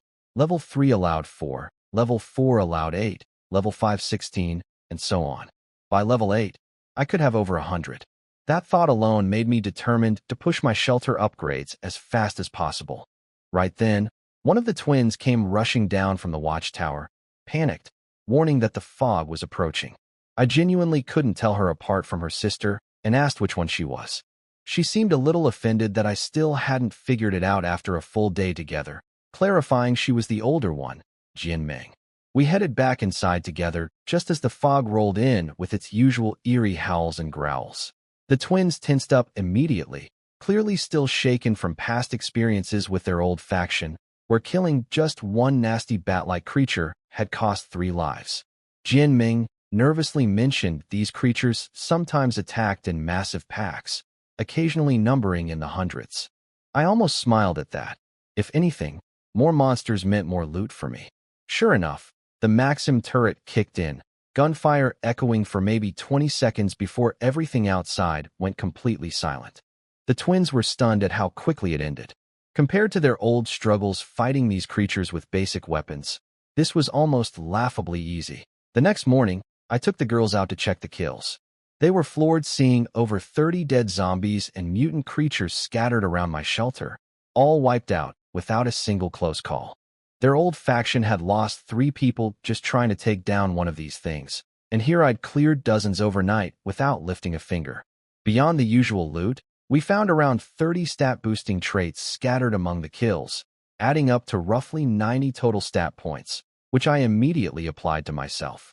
Checking my updated stats afterward, my strength had climbed to 93. Curious to test it, I sprinted toward a nearby tree at speeds far beyond a normal person and threw a single punch. The tree shattered instantly, snapping clean in half and crashing to the ground. The girls stood frozen in shock, completely floored by the raw power behind that punch. They finally understood why I preferred working solo. With strength like this, who needed a big group anyway? If anything, Watching this only convinced them they'd made the right call joining me. Numbers didn't matter out here. Strength did. And clearly, I had plenty of it. Pretty happy with my growing strength, but still not satisfied. I told the girls to keep mining, since this fog disaster was apparently just the first wave of many. Every 2 weeks brought something worse, and I needed my shelter as strong as possible to survive whatever came next. While they headed back to the mines in Big Bull, I took the Corvette out with my drone to hunt zombies, but quickly realized these things seemed to only spawn at night. Daytime searches turned up almost nothing, found maybe 5 or 6 all day, barely scraping together 8 stat points total. Still, I figured even scraps were worth grabbing. By evening, the girls returned exhausted, having mined 200 pieces of iron ore between the 3 of them. Decent progress, but doing the math, I realized at this rate, hitting level 4 would still take another 9 days. Way too slow, especially with another disaster wave looming. Using the mechs for mining felt wrong too. Those were built for combat, not manual labor. So the next morning, I decided to hire outside help. I posted a job listing in the marketplace. 30 coal per day per worker, minimum 50 or required. Made sense financially, since buying that much or outright from the marketplace would have cost double through regular trading. People in the chat lost their minds over the idea, furious that even in an apocalypse someone was trying to run actual wage labor, exploiting desperate survivors. A wave of threats followed, people demanding my coordinates so they could teach me a lesson. Still, plenty of people actually needed the work, especially those unlucky enough to spawn in resource-poor areas, desperate for coal to relocate somewhere better. 30 coal a day wasn't bad pay, covering both fuel and food for a full day. Applications came in steadily, until things took an unexpected turn. People started undercutting each other, offering to work for less. One guy offered 28 coal, then another dropped to 25, sparking outrage from the people that had agreed to 30, calling out the price cutters for ruining things for everyone. Of course, even the people complaining the loudest were secretly messaging me with even lower offers behind everyone's back. Found the whole thing hilarious. Honestly, apparently no apocalypse could stop people from undercutting each other for jobs. Feeling a little ruthless, I publicly announced the lowest bid in chat to drive prices down even further, which understandably made me extremely unpopular. People were furious, calling me every name in the book, threatening violence. Didn't care. In the end, I locked in 10 workers for a combined 240 coal, set to mine 500 or over 3 days. Way more efficient than buying outright. Feeling pretty proud of myself, I turned around to find the 3 girls staring at me in absolute disbelief, like they'd just witnessed peak corporate villainy. Li Muyao couldn't help calling me out, joking that even after getting teleported to a frozen apocalypse, I still managed to bring capitalist hustle culture with me. I just shrugged, asking if they'd rather do the mining themselves instead. That shut them up fast. They immediately backpedaled, insisting they were happy to just supervise instead. Satisfied, I told them to get dressed so we could head out. The older twin asked if I could step outside while they changed, given the shelter still lacked proper room dividers despite its size. I refused, claiming I'd already seen everything there was to see. Reluctantly, blushing, all 3 changed right in front of me anyway, since complaining wasn't really an option living under my roof. Just as we were about to head out, a sharp whistling sound cut through the air. Thanks to my boosted reflexes, now 4 times faster than a normal person, I dodged easily, watching a black iron arrow embed itself into a nearby tree. The girls gasped, clearly startled. Then slow, mocking applause echoed from somewhere nearby. Looking up, I spotted 7 or 8 armed men closing in from multiple directions, all carrying high-quality bows. Their leader was a stocky, scarred bald man in his 30s. Turns out, they belonged to a level 4 shelter affiliated with the Lone Wolf faction, though not the main base itself. Turned out these guys were a scouting squad for the Lone Wolf faction, a powerful level 7 shelter on par with the biggest groups out here, like Wang Jiayan's crew in Night Rose. Their job was finding weak shelters to conquer and absorb, which explained how Lone Wolf had gotten so big in the first place. They'd stumbled onto my place expecting easy pickings. A level 3 shelter usually meant up to 8 people, but they only found me and the girls. One of the grunts immediately spotted the twins and got excited, only for their leader, a guy who introduced himself as Long, to smack him across the face for being inappropriate in front of me. Long then tried recruiting me directly, impressed by my reflexes after I'd dodged his sneak attack arrow earlier. I wasn't interested, especially still annoyed about the ambush. When I refused, his crew immediately got hostile, threatening to kill me on the spot, pointing out the obvious math: 8 armed men against 1 guy and 3 women. Long, trying to look impressive in front of his men, offered a one-on-one duel instead, win or lose. Before he even finished talking, I kicked him so hard he flew backward into a tree. The whole group froze, stunned. Long coughed up blood, barely conscious, shocked that a single kick could hit that hard. Turns out he'd survived purely because of a defense trait he'd lucked into earlier. Otherwise, that kick would have ended him outright. Still shaken, he tried scrambling back up, only for me to close the distance and slam another punch into him, sending him flying again, teeth scattering across the snow. His men stood frozen, completely baffled by the speed and power they'd just witnessed. No normal human moved like that. Panicking, Long screamed for his men to attack. But I was faster. I gave the command, and both my mechs, Big Bull and the Corvette unit, transformed instantly behind me, towering 5 to 6 meters tall, raising massive energy cannons and locking onto all 8 of them in a flash of blue light. Big Bull even taunted them, telling them to freeze because they were surrounded. That broke them completely. Faced with 2 giant robots clearly capable of vaporizing them, resistance wasn't an option anymore. I grabbed Long by the throat, mockingly reminding him about his offer to duel me one-on-one. He immediately started begging, realizing exactly why my shelter had survived with so few people. Turns out I didn't need numbers when I had this kind of firepower. But I wasn't in a forgiving mood. The way I saw it, back in the real world I might have been just an average guy people could push around. But out here, after everything I'd been through, I wasn't about to let some random gang try to bully me too. So I kicked him again, sending him crashing into another tree hard enough to fold him completely. His remaining men panicked, with the skinny one trying to threaten me, warning that they were scouts for Lone Wolf, a level 7 faction with 30-plus members, hoping that name would scare me into backing off. I just told them to shut up and line up.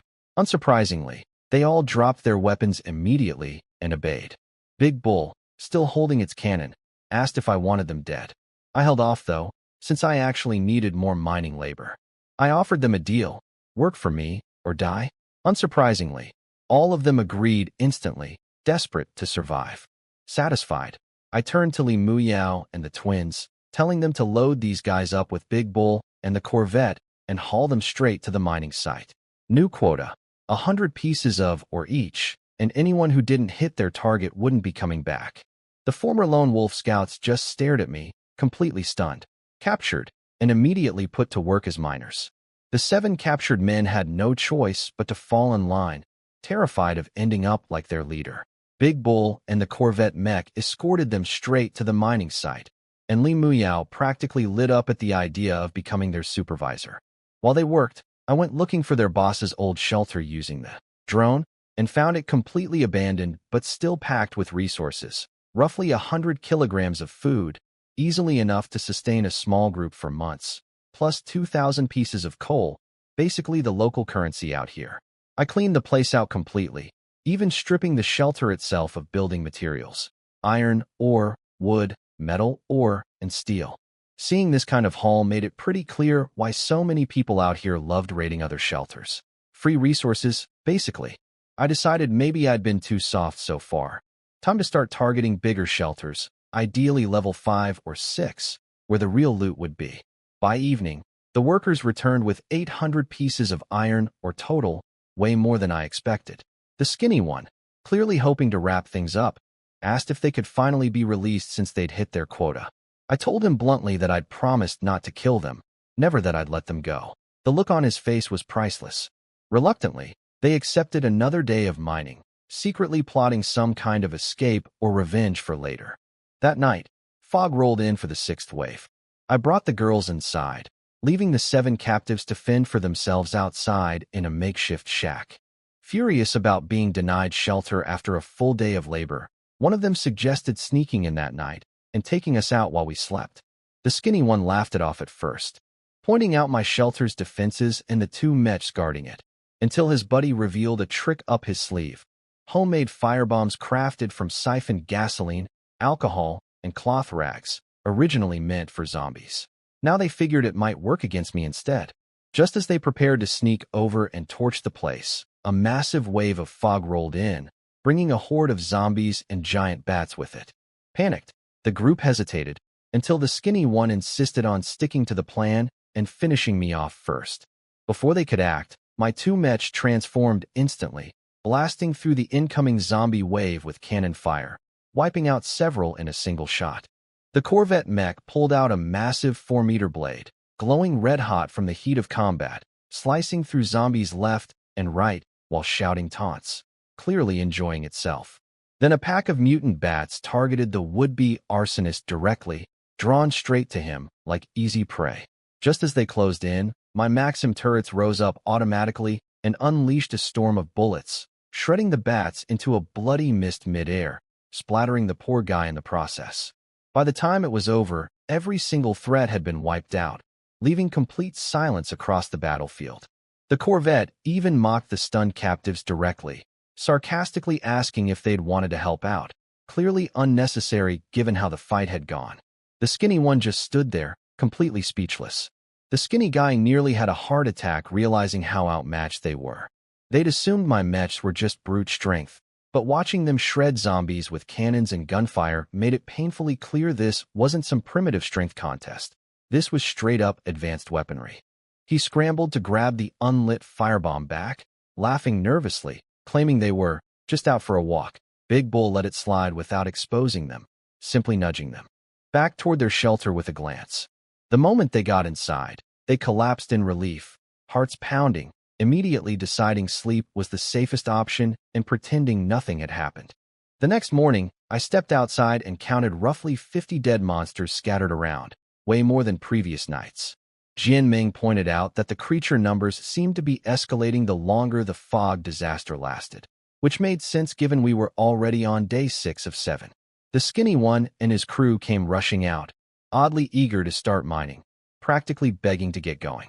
Li Muyao found their sudden enthusiasm suspicious given how exhausted they'd been the day before, but obviously they weren't about to admit what actually happened overnight. They just played it off as wanting to help me upgrade faster. I let it slide, since I knew exactly what had spooked them, and sent them off with the Corvette mech, the drone, and the girls for their final day of mining. Right after they left, a massive boom shook the entire ground, nearly knocking me off balance. A system message immediately followed, hinting at some kind of crash site or ruins 85 kilometers north, worth investigating. Curious, and given how chaotic the regional channel got over the noise, I decided to check it out myself, hopping into Big Bull and speeding off. After a long drive across the frozen plains, I arrived at a massive canyon with smoke and dust still rising from below. Looking down, I was stunned to see what looked like an entire collapsed city sitting at the bottom, several kilometers long, full of toppled skyscrapers and ruined streets. I had Big Bull lower me down using a grappling hook, and once my feet hit solid asphalt, I just stood there staring in disbelief.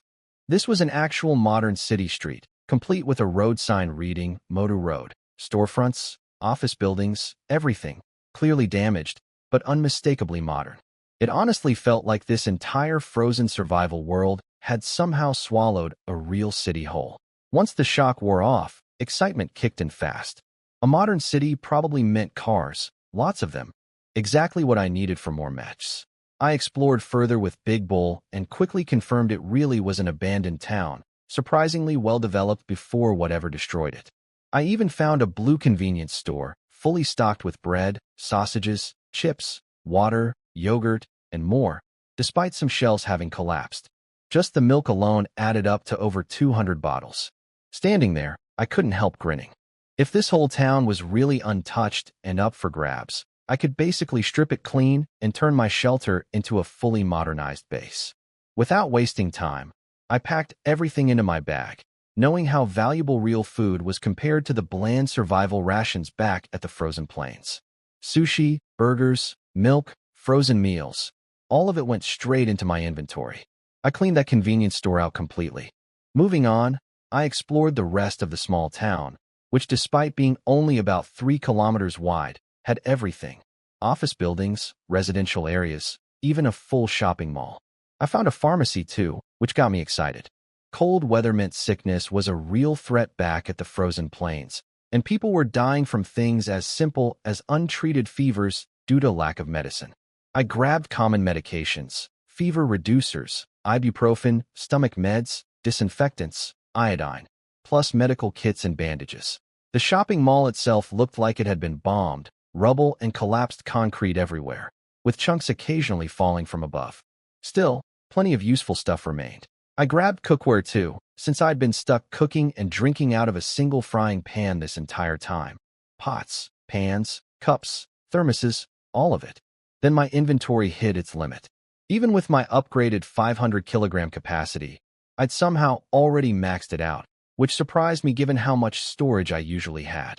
Looking around at everything still left behind in the mall, it felt like such a waste to leave it all behind. I figured the obvious solution was finding a vehicle to haul more stuff back. Outside, the street was a mess of broken concrete, exposed rebar, and crushed vehicles, most of them flattened beyond use, missing wheels, crushed roofs, shattered headlights. Big Bull scanned the area and reported nothing intact nearby. Made sense, given the whole town had apparently fallen from the sky. Still, I wasn't ready to give up that easily. Pushing further behind the mall, away from the worst of the collapsed buildings, I finally spotted something promising. A black Mercedes E300, fully intact. Sure, it wasn't as impressive as my existing Mechs, but decent options were clearly rare around here, so I figured I'd take what I could get and prepared to activate it. Just as I was about to use a fire seed on it, Big Bull's mechanical voice cut through, pointing towards something else entirely. Following its gaze, I spotted something massive, a 12-meter-long heavy hauler truck wedged safely in a gap where a collapsed residential building had crushed against a 5-story mall, somehow surviving completely intact in that protected pocket. My eyes lit up immediately. A heavy hauler. Exactly what I'd been dreaming about. A real heavy hauler truck, basically a king-size version of those massive transport trucks. The transport capacity alone made it incredible, but I knew exactly what I really wanted it for. Without hesitating, I rushed over and activated it with another fire seed. The blue energy surged through it instantly, and as I stepped back, the truck began shifting and transforming with loud mechanical clicking, slowly rising up. This thing was massive, easily 10 meters tall, 6 meters taller than Big Bull, radiating raw power just standing there. Big Bull stared up at it, completely stunned by the size difference. The truck wasn't fully steady yet, though, and immediately smacked its head against a collapsed beam above, nearly knocking itself back down. After shaking it off and cursing under its breath, it spotted me and instantly dropped to one knee, introducing itself respectfully as mechanical life form number 4. Even I was momentarily stunned just standing in front of something this massive, like having a 3-story building lean down and talk to you. The sheer scale of it was overwhelming. But excitement quickly took over. This thing looked even stronger than Big Bull or the Corvette mech combined. With something like this on my side, zombies weren't even a threat anymore. I could literally just walk through them. I decided to name him Pillar, since he honestly reminded me of Optimus Prime. He accepted the name immediately, still kneeling respectfully. With a new addition to my crew, I got straight to work, putting him on hauling duty. Even though no one else had found this town yet, I figured it was smart to grab as much as possible while I still had the chance, especially now that I had a massive cargo bed to fill instead of just my 500-kilogram backpack. We loaded up everything useful, a proper bed and mattress, real furniture instead of sitting on the floor, even a TV and radio in case they could pick up any signal from elsewhere. Then came clothes, supplies, and most importantly, a generator and solar panels, both incredibly valuable given how the frozen wasteland had zero electricity infrastructure. Eventually, Pillar's massive cargo bed filled up completely. Big Bull, perched on top just to mess with him, kept shifting his weight to rock the truck back and forth playfully, which earned him a scolding from Pillar. I grabbed one last water purifier, figuring clean water was worth the upgrade now that I actually had the means, then called it good and ordered everyone back to base. We tore out of the ruined city with Big Bull leading the charge, Pillar thundering close behind at full speed. Back at the shelter, Li Muyao and the others had just returned from the mines with the captured workers, watching in stunned silence as this massive convoy rolled up against the sunset, a giant 10-meter truck following a black Lamborghini, piled high with what looked like an entire mountain of supplies. The skinny worker just stared, completely floored, blurting out that it looked like I'd gone on a full-blown looting spree somewhere. I didn't bother explaining myself to the skinny worker. Instead, I told the girls to stop gawking and start unloading. They snapped into action immediately once they spotted beds, medicine, bread, even frozen hot pot ingredients piled up, completely floored by where it all came from. I gave them the simplified version. I'd stumbled onto some kind of human city ruins out in the frozen plains, and this was all salvaged from there. They were understandably shocked, pointing out this place was supposed to be primitive wasteland, not somewhere with actual cities. I shrugged it off, joking that maybe the world felt bad for us struggling so much and decided to throw in a whole city as compensation. They just stared at me, baffled, but accepted it anyway. Eager to grab more before anyone else found the place, I told everyone to come help haul stuff on a return trip. Right then, Li Muyao excitedly told me they'd actually finished collecting enough for the upgrade that same day. Perfect timing, especially since I only had 3 mech so far. Leveling up would unlock more fire seed energy, meaning more guardians to add to my growing squad. I gathered all the iron ore and triggered the upgrade immediately. A golden light swept through, and my 80 square meter 2-story shelter doubled instantly to 160 square meters.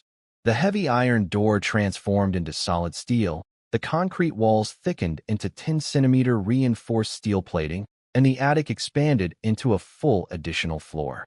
With the upgrade came a new customization feature, letting me redesign the entire layout however I wanted, adding room dividers, converting space into a basement, whatever I preferred. I wasn't interested in a basement, so I split the main floor into a 3-bedroom layout with a spacious 70 square meter living room and 3 separate 30 square meter rooms. The second floor became dedicated storage, easily capable of holding around 200 tons of supplies given the height and space. The third floor became a lookout post for spotting threats early. Once finished, the whole place transformed into a fully steel-armored fortress, solid enough to shrug off anything short of a direct hit from serious firepower. Defense and durability both jumped to 4,000, with passive repair doubling to 8 points per second. My machine gun turret upgraded too, now running 4 barrels instead of 2, each significantly more powerful. The skinny worker and his crew were absolutely floored, openly questioning how a level 4 shelter could feel sturdier than their old level 7 base back at Lone Wolf. Made sense though. Most level 7 shelters barely used 1,000 units of iron or total, while mine used a full 2,000 despite being smaller, packed entirely with reinforced steel instead of stretched out space. But honestly, the best part wasn't even the upgraded defenses. Checking my shelter stats, my available fire seed energy had jumped from 4 up to 8, meaning I could activate 4 more mechanical guardians on top of the 3 I already had. With 3 mechs already nearly unstoppable, the thought of adding 4 more felt incredible, basically my own private army. Without wasting any time, I rallied everyone, leaving the Corvette mech and drone behind to guard the shelter, and headed back to the ruined town with the workers, the girls, and both Big Bull and Pillar in tow. The 80-kilometer drive took about half an hour, brutal and bumpy enough that even Pillar hit speeds of nearly 200 kilometers an hour, causing a few of the captured workers to get violently carsick along the way. By the time we arrived, it was already past 6 in the evening, light fading fast. Everyone stumbled out, queasy and disoriented, before finally looking up and realizing this really was an actual collapsed modern town. Even in ruins, everything here counted as treasure compared to the frozen plains. I gave everyone strict orders, 30 minutes to grab whatever they could carry, with a hard deadline to be back at the shelter before 8, since the fog disaster wouldn't wait for anyone, mechs or not. Everyone scattered immediately, eager to loot. I sent Pillar along with the girls to keep sweeping the main plaza for anything useful, while I focused on my real priority, finding more vehicles. For fire seeds left to use, I figured I'd have 7 full guardians soon, not counting the drone, which honestly barely counted given how weak it was comparatively.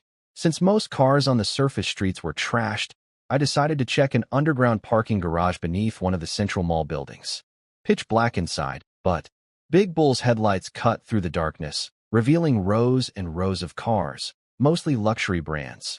BMWs, Audis, Mercedes, Cadillacs, Buicks, none of which interested me. I wanted something more aggressive looking.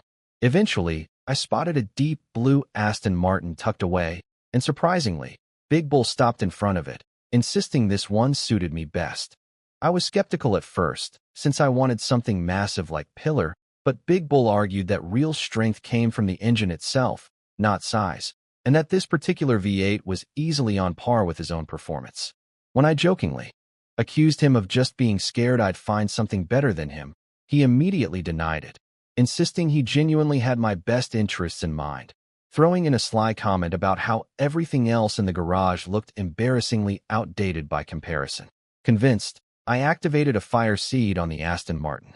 It transformed almost immediately, though it smacked its head on the parking garage ceiling mid-transformation, cursing under its breath before catching sight of me and switching instantly to a smooth, dignified introduction as mechanical life form number 5. Checking its stats, it actually outperformed the Corvette mech slightly, especially in defense and firepower. Satisfied, I named him Aston Martin. Still, one car wasn't enough, so I kept searching, but nothing else in the garage came close to matching it.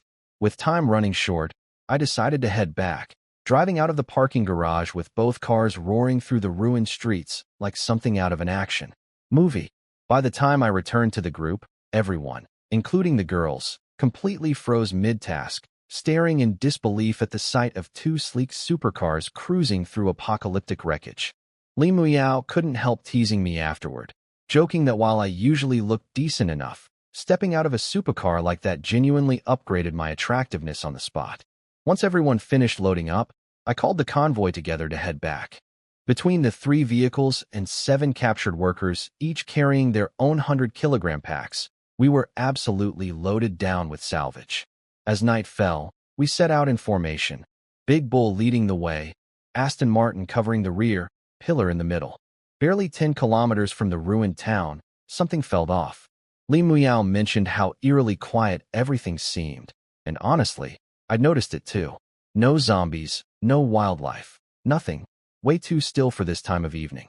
I sent Aston Martin ahead to scout, and he tore off at insane speed, easily hitting nearly 200 miles an hour despite the rough terrain, leaving the workers riding on Pillar absolutely stunned at the performance.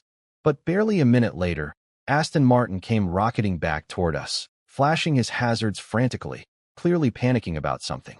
We slammed the brakes, barely avoiding a collision, with Li Muyao screaming as everyone braced for impact. Big Bull immediately transformed and started smacking Aston Martin's hood, demanding to know what the hell happened. Aston Martin, completely shaken, pointed back toward whatever he'd seen. Looking in that direction, everyone froze. Stretching across the entire frozen plains as far as the eye could see was an endless black wave of zombies, easily numbering in the millions, all marching steadily northward with one terrifying purpose. It dwarfed anything I'd ever seen in a movie. The skinny workers' legs practically gave out from fear, while the twins went pale, panicking about why this massive horde was emerging before the usual 8 o'clock fog arrival, especially with multiple elite-tier zombies visible scattered throughout the swarm. I tried staying calm, pointing out the obvious. Tonight marked the end of the first disaster cycle, and apparently the world wanted to send everyone off with one final terrifying surprise. Not exactly comforting to anyone else, though. Even with 3 mechs backing me up, I knew charging straight through that horde was suicide. Worse, some of the zombies had already spotted us, locking onto our group with hungry, excited shrieks, splitting off from the main horde and charging directly at us. Without hesitation, I ordered everyone to retreat back toward the ruined town instead of risking the long drive home. Big Bull and Aston Martin transformed back into car mode immediately, loading everyone up for the dash back, with Pillar thundering alongside. But the noise from our engines only made things worse, drawing even more attention from scattered zombies across the plains. As we crested a hill, dozens more zombies surged up ahead, blocking our path entirely. Li Muyao panicked, certain we were about to get surrounded. I told Big Bull to just plow straight through instead of trying to dodge. He didn't need convincing. Gunning the engine, he barreled directly into the pack, sending zombies flying on impact.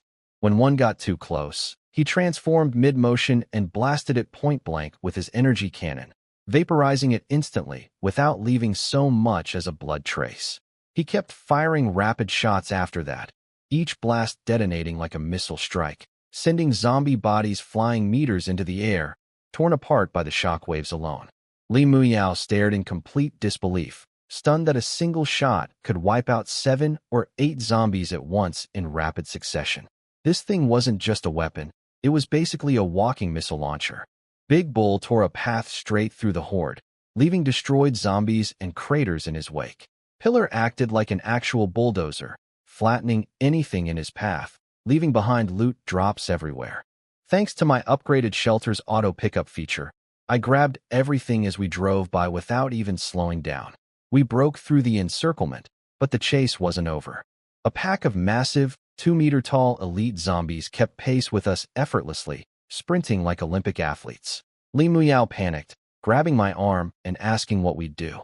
I stayed calm, scanning the open plains for cover, and decided our best bet was retreating into the ruined town itself, since the buildings there would give us actual defensive structure instead of open ground. Just as we burst into the town, a massive 3-meter zombie leapt out from the side, grabbing onto Pillar's cargo bed, nearly flipping him over while pounding on the truck violently. The workers riding on top nearly got thrown off in the chaos. Pillar, clearly furious about getting blindsided, slammed to a stop and transformed mid-motion into his full 12-meter mech form, completely dwarfing the elite zombie that had just attacked him. The zombie froze, suddenly realizing how badly outmatched it was. Pillar grabbed it effortlessly, formed a massive energy cannon on his other arm, and obliterated it instantly, vaporizing the creature entirely and leaving nothing but its discarded armor behind. The workers just stared, completely speechless. A casual one-shot kill on a level 5 elite zombie, like it was nothing. I noticed the kill dropped something valuable, a glowing purple bow lying in the wreckage. Picking it up, I checked its stats: solid boost to agility and strength, massive attack power, and a unique trait letting it recharge infinitely under sunlight or store up to 100 energy shots otherwise. Definitely a nice surprise, sleek and futuristic looking, like something straight out of a superhero movie. With more zombies still closing in, I ordered everyone deeper into the town to find better cover. Big Bull and Aston Martin transformed again, taking up escort positions, scouting ahead, and watching my flank closely while staying within 30 meters at all times. We eventually reached a damaged bank building that seemed structurally intact despite the crash damage, with an unfinished construction site nearby. Just as we were about to head inside, Big Bull suddenly lunged forward, yanking me and Li Muyao out of the way as a massive yellow mining excavator came crashing down from above, narrowly missing us entirely. The impact alone sent a shockwave through the area, kicking up dust and nearly knocking the workers off their feet. Once the dust cleared, I got a good look at what had almost killed us: an absolutely massive Terex RH-400 hydraulic mining excavator, 14 meters long, 9 meters wide, practically the size of a 3-story building, completely blocking the street. One of the former Lone Wolf scouts immediately recognized it, stunned, rattling off how insanely expensive and rare this machine was in the real world. Even I was floored by the sheer size of it. Compared to this thing, Pillar looked almost small. Right then, the zombie horde's roars grew louder, closing in fast. Aston Martin called out a warning from his lookout position on a nearby rooftop, confirming the horde had breached the town's outer edge. Perfect timing, honestly. Staring up at this absurdly massive machine, I smiled. If 3 mechs already felt overwhelming, imagine adding something on this scale. Without hesitation, I stepped forward and activated a fire seed on the excavator.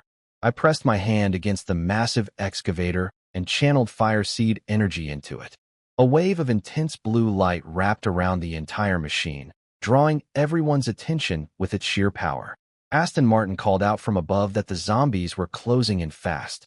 Since this excavator was so massive, the fusion process would take around 3 minutes instead of the usual instant transformation, so I ordered Big Bull and Pillar to hold the line while it finished.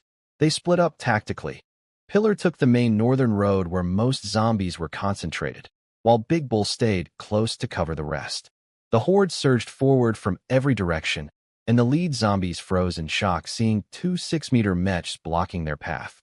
Big Bull wasted no time, blasting the front line instantly, vaporizing zombies left and right while taunting the horde, spinning between streets, and unleashing cannon fire in every direction. Each blast wiped out a dozen or more zombies instantly, and even with overwhelming numbers, the horde couldn't break through his defensive perimeter. Then a 3-meter elite zombie crashed through a nearby wall, catching Big Bull's attention. It charged at him with terrifying strength, but Big Bull barely even noticed the impact, brushing it off like nothing while focusing on the larger wave still pouring in. Grinning wildly, his eyes shifted from blue to red, and he pulled out a grenade, tossing it directly into the thickest part of the horde. The explosion that followed wasn't normal. It metallized everything within a 500-meter radius, instantly turning over 200 zombies into solid metal statues, including the elite zombie that had attacked him moments earlier, frozen mid-motion in terror. Even with that devastating hit, the horde just kept coming, seemingly endless. Eventually, Big Bull's energy ran dry, needing time to recharge, just as several more elite 3-meter zombies emerged from the crowd. Despite being low on power, he charged forward anyway, using his electrified hook to slice through anything in his path, including a car someone had thrown at him mid-fight. Then the horde suddenly stopped advancing entirely, parting deliberately as something massive approached. A zombie nearly 4 meters tall stepped forward, radiating authority that made even the elite zombies bow in deference. This thing was a Tier 8 zombie king, dwarfing everything else we'd seen so far. It picked up a car effortlessly and gestured toward Big Bull, almost like it was issuing a challenge. Big Bull laughed it off, clearly itching for a real fight despite being out of energy. But before things could escalate, the zombie king's confident expression suddenly froze in shock, staring past Big Bull at something massive rising up behind him, a towering 20-meter mechanical giant. Each subtle movement sending deafening mechanical groans through the air, its arms alone wide enough to crack the foundations of nearby buildings just by flexing. The zombie king stood there completely stunned. The excavator's transformation was so massive, it literally tore through buildings on both sides of the street just to stand up, leaving craters from its arms and crushing several regular zombies under falling debris in the process. Big Bull lit up immediately, his red eyes practically glowing with excitement at having a 20-meter teammate join the fight. He turned back to the zombie king with a sadistic grin, basically telling it things were about to get bad. The zombie king and its elite escorts froze in pure terror. They might have stood a chance against a 6-meter mech, but 20 meters was just absurd, completely unbeatable by any measure they understood. Once the transformation finished, the new mech revealed itself. Yellow-skinned, with dense, sturdy metallic bones, looking like something straight out of a giant robot anime. Its glowing red eyes locked onto the zombie king, its massive 10-meter excavator bucket looking less like a tool and more like an instrument of mass annihilation. The zombie king snapped out of its shock and immediately abandoned the fight, dropping the car it had been holding and screaming for retreat. But there was no escaping. I'd already set my sights on this thing. A Tier 5 zombie had dropped a purple energy bow, so surely a Tier 8 king would drop something even better, orange or gold tier. I gave the order. Digger, kill them all. The excavator didn't hesitate, charging forward with massive mechanical strides, kicking aside or crushing any zombie unfortunate enough to be in its path, completely unbothered by the resistance. Panic spread through the horde instantly, with zombies trampling each other trying to flee, completely losing whatever coordination they had moments earlier. Every single footstep from this thing wiped out dozens of zombies at once. This wasn't combat anymore. This was annihilation on an entirely different scale. The zombie king tried desperately to escape with its remaining elite escorts, but it was hopeless. Looking up in terror as a massive shadow swallowed it whole, it tried using everything it had, even mustering something like 60 tons of raw strength to brace against the impact. It didn't matter. This excavator weighed in the thousands of tons.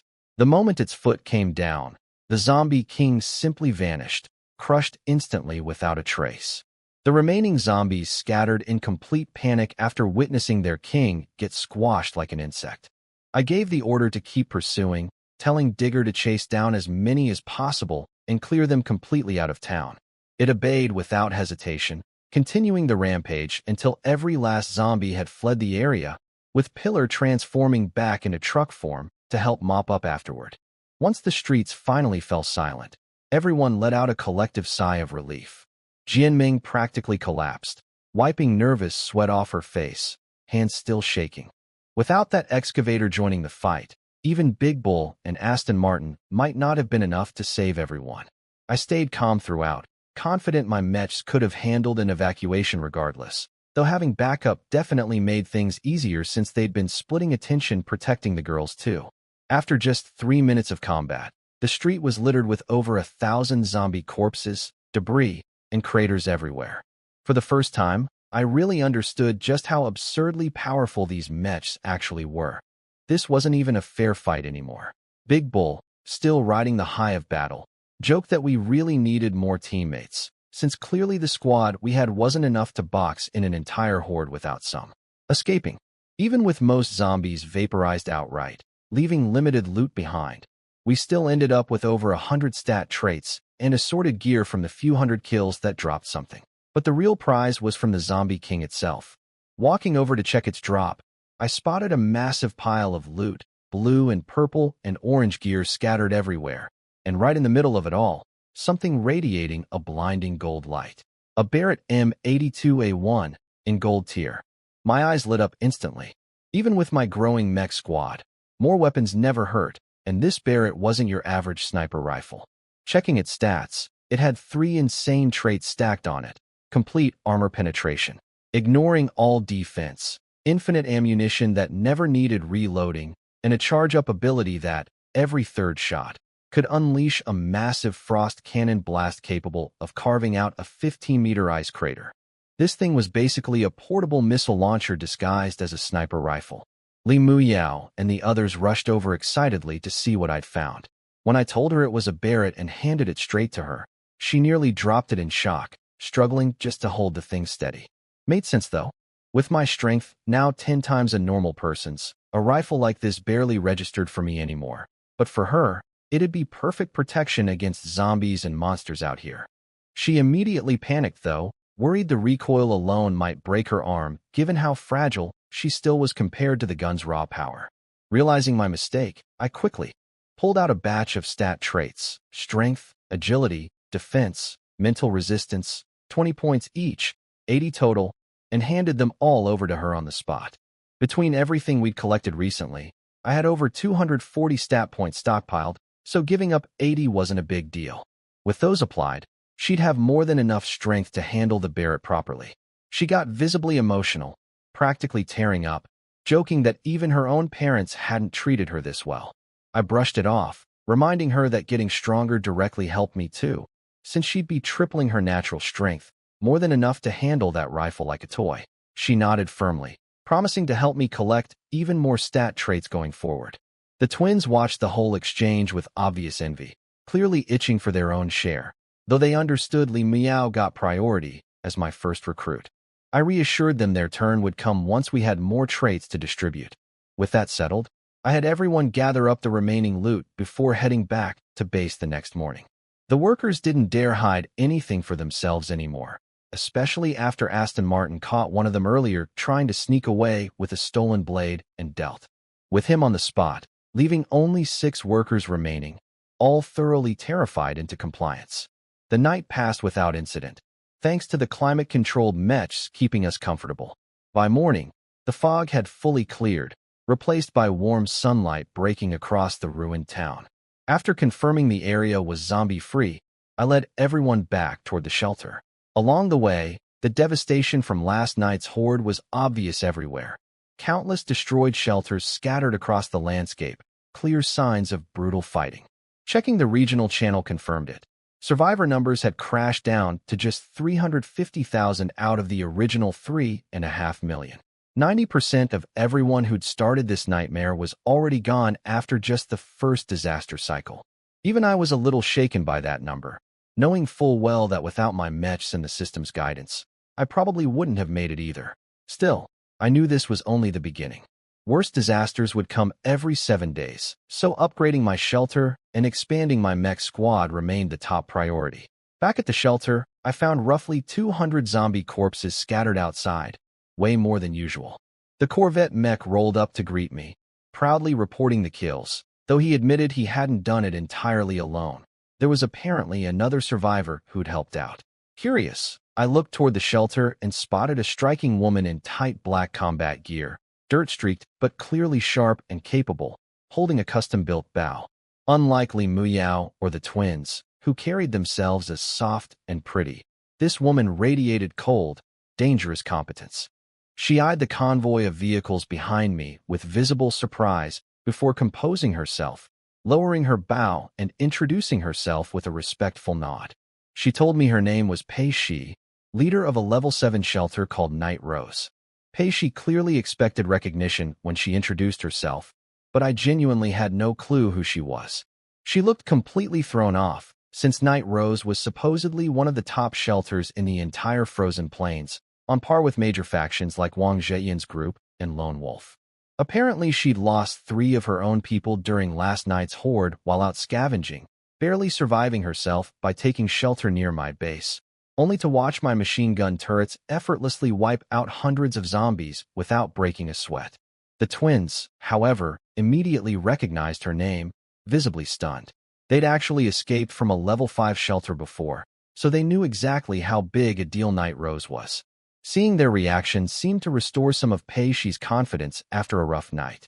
She mentioned her shelter exclusively recruited women, but offered to make an exception for me, even proposing I take a leadership position alongside her if I joined. She clearly assumed my machine guns would eventually run dry on ammo, and figured a single guy protecting 3 women alone was unsustainable long-term, framing her offer as a practical safety net. If she'd known my real advantage was an entire squad of mechanical transformers, she probably wouldn't have bothered making that offer. I brushed it off anyway, telling her I preferred staying independent for now. She didn't seem offended, confident her group would surpass level 9 within 2 weeks anyway, eventually growing past 500 members. Still, she added me as a contact, offering protection under her name if anyone ever gave me trouble in this world. I couldn't help laughing at that, telling her if anyone ever messed with her, she should just drop my name instead. She looked genuinely surprised at my confidence, assuming it was just bravado backed by the machine guns, but agreed to stay in touch before heading back to her own shelter. Once she left, the Corvette mech transformed back, and I immediately called him out for taking in a stranger without my permission. He played innocent, joking that he figured I'd obviously want a woman that attractive around, claiming he would have just blasted her otherwise if he thought I wouldn't approve. That comment alone made my face go dark with embarrassment, especially with Li Muyao and the twins all giving me knowing looks like they silently agreed with his assessment. Brushing off the teasing, I redirected everyone to start unloading supplies into the shelter. With the current 7-day calm period before the next disaster, more survivors would be out scavenging too, so I wanted to use this window wisely, pushing toward a level 5 shelter upgrade as fast as possible. That would unlock 16 fire seed slots total. After everything I'd witnessed in that battle, I fully understood now just how insanely powerful these mechs really were. 4 of them alone had routed tens of thousands of zombies effortlessly. If I eventually built up a full squad of 16, nothing in this world would even come close to threatening me anymore. So there was really only one priority left: keep upgrading, no matter what it took. Right then, the system chimed in with a new daily hint. Another ruined city sat 400 kilometers north, with a golden chest in its central plaza containing a level 5 golden shelter blueprint. My eyes lit up instantly, exactly what I needed to push my fire seed slots up to 16. 400 kilometers round trip would eat up an entire day though, and after yesterday's brush with that zombie horde, I wasn't eager to risk another long-distance trip in person. Then I remembered my drone, currently hanging around learning to talk from Big Bull. Since my mechs could operate either independently or under my direct remote control, I figured I could pilot the drone there myself, grab the chest, and bring it back without leaving the shelter at all.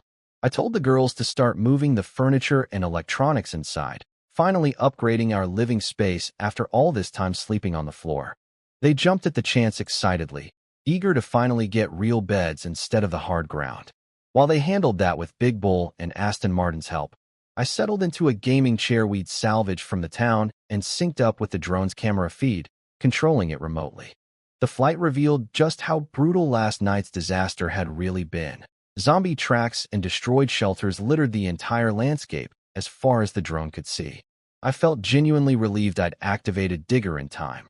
Without him, I might have ended up just like everyone else out here.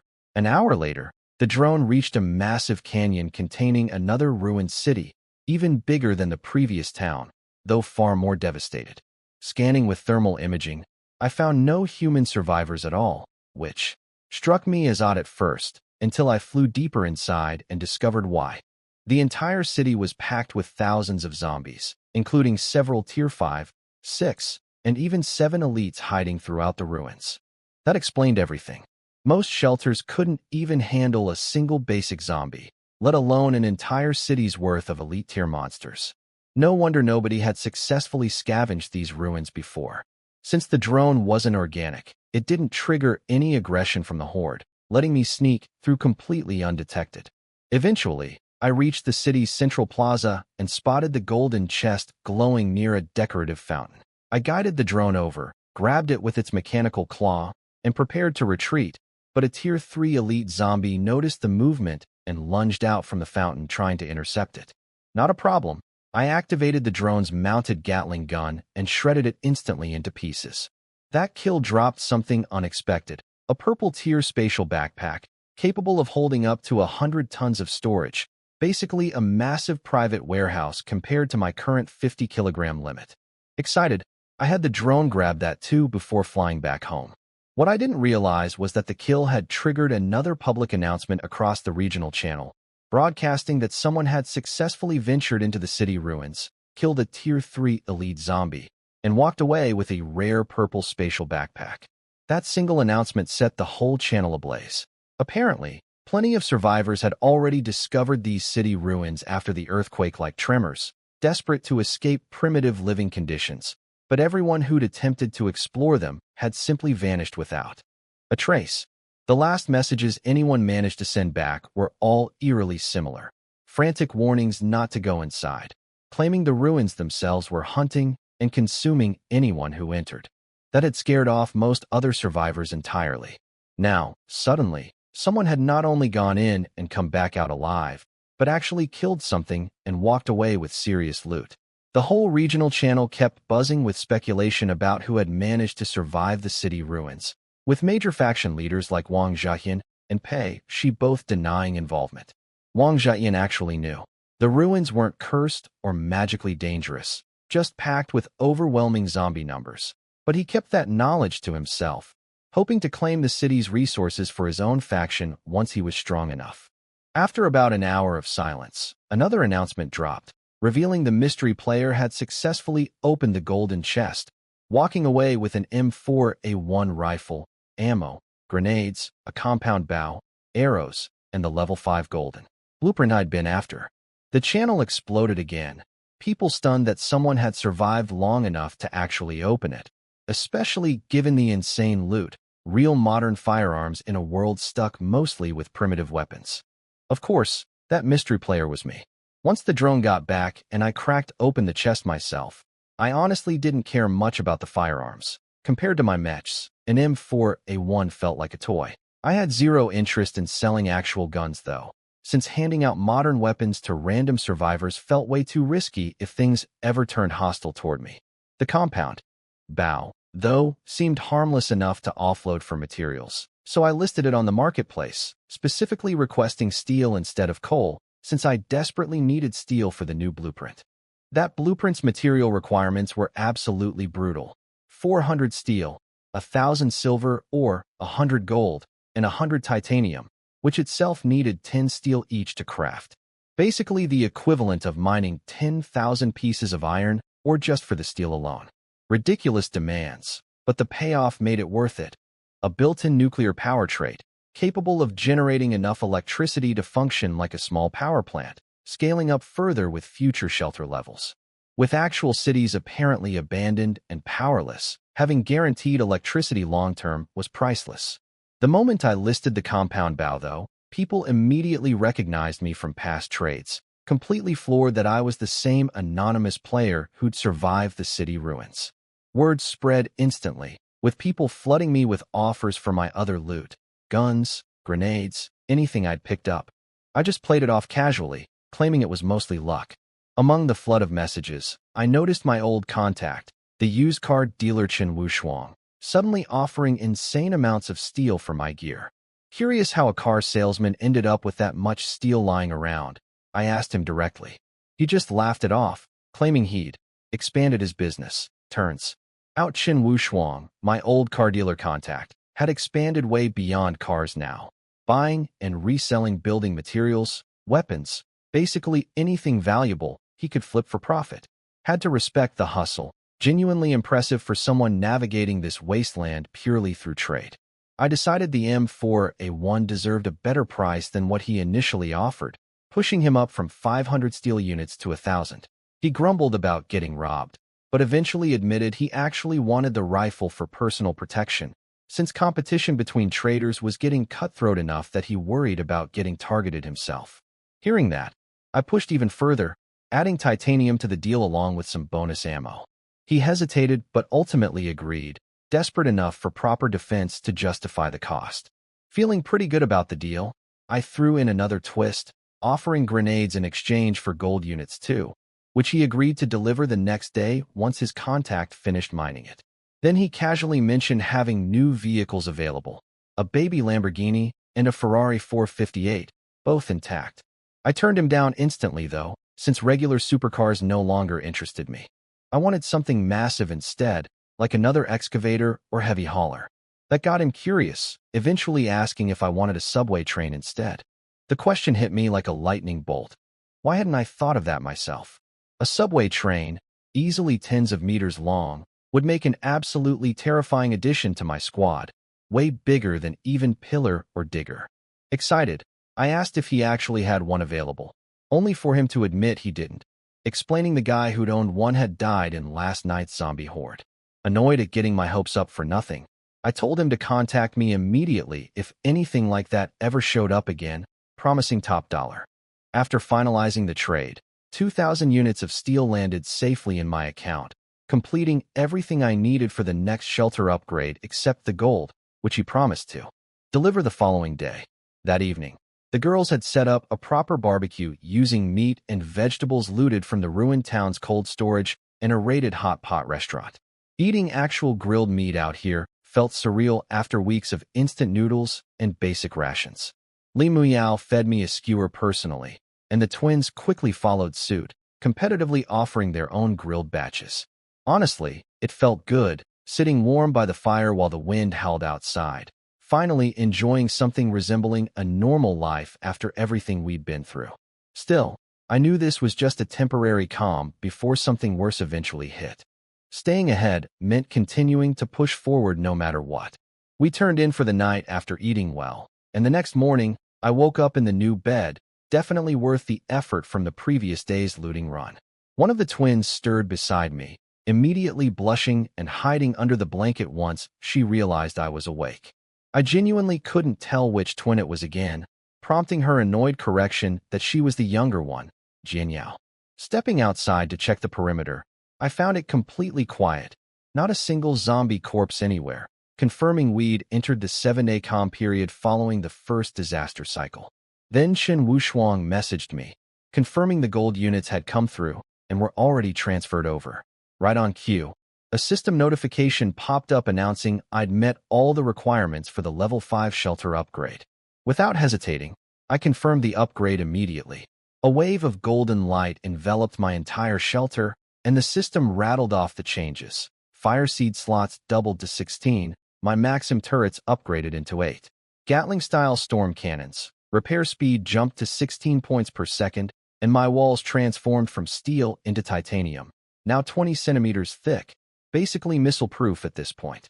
The shelter itself grew from 160 square meters across 3 floors to a massive 320 square meters spanning 4 floors, now standing 12 meters. tall. Defense doubled to 4,000, and a new nuclear power trait kicked in, generating 4,000 units of electricity per hour, equivalent to a small power plant. Then came an unexpected option. Since I'd hit level 5, the system offered to let me redesign my shelter according to Mobile City specifications. Given my unlimited nuclear power and decent base speed of 30 kilometers per hour, I realized the smartest move was transforming the whole thing into something like a land-based destroyer, stable, fast, and durable enough to survive constant movement without falling apart. I got straight to designing, setting dimensions at 30 meters long, 10 meters wide, keeping the 3 meters ceiling height per floor. The second floor became our living quarters, same 3-bedroom layout as before. The first floor turned into a control room plus a massive garage, since my growing mech squad needed proper parking instead of sitting outside constantly. The third floor became storage space alongside the stove and nuclear generator, while the top floor became a 12-meter watchtower for scouting the surrounding area. For defense, I placed all 8 Gatling turrets strategically, 2 facing forward, 1 on each side, 1 covering the rear, and 1 mounted on top facing forward as well, ensuring full coverage no matter which direction trouble came from. Ideally, I wanted 16 guns total per side, but that would have to wait until level 6.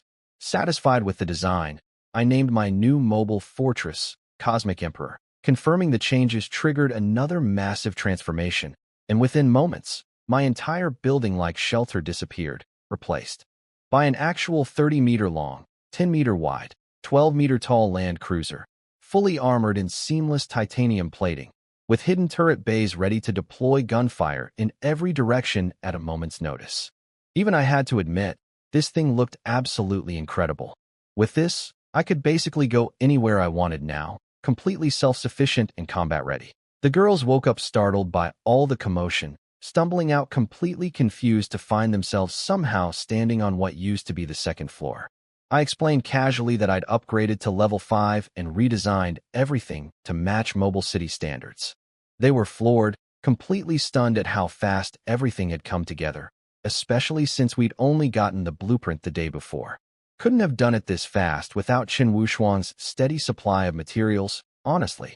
I had to admit, the new design looked incredible. Li Miao asked if we were actually relocating, and I confirmed it. Staying near this empty mining area didn't make sense anymore, especially with constant back-and-forth trips wasting time. Instead of repeating that grind, I figured we should just drive the whole shelter straight to the next city ruins and set up camp there permanently, making resource collection way more efficient. Jinming immediately agreed, impressed by the logic. Li Miao asked where exactly we were heading, assuming it'd be the small town from before, but I told her that place was too small to matter anymore. We were heading straight for the bigger ruins 400 kilometers out, where there'd be more zombies, more loot, and possibly even better vehicles for expanding my mech squad. We climbed aboard immediately and activated drive mode. The nuclear stove roared to life, and massive tracks emerged from beneath the shelter, each one 5 meters tall and 30 meters long. The girls watched in stunned amazement as the entire base rose up and started moving like some kind of land battleship. Down below, Big Bull, the Corvette mech, and Aston Martin transformed excitedly, celebrating the moment with Big Bull firing off a few celebratory cannon blasts, dubbing it our mobile fortress. Aston Martin corrected him, insisting it was technically still a shelter, which sparked an immediate scuffle between the two of them, wrestling and bickering like children. I just ignored them, calling Pillar and Digger aboard instead. Pillar transformed back into truck form and fit perfectly inside the garage, but Digger was simply too massive to fit, so I had him hook onto the back using his grappling claw instead, letting the shelter haul him along like cargo.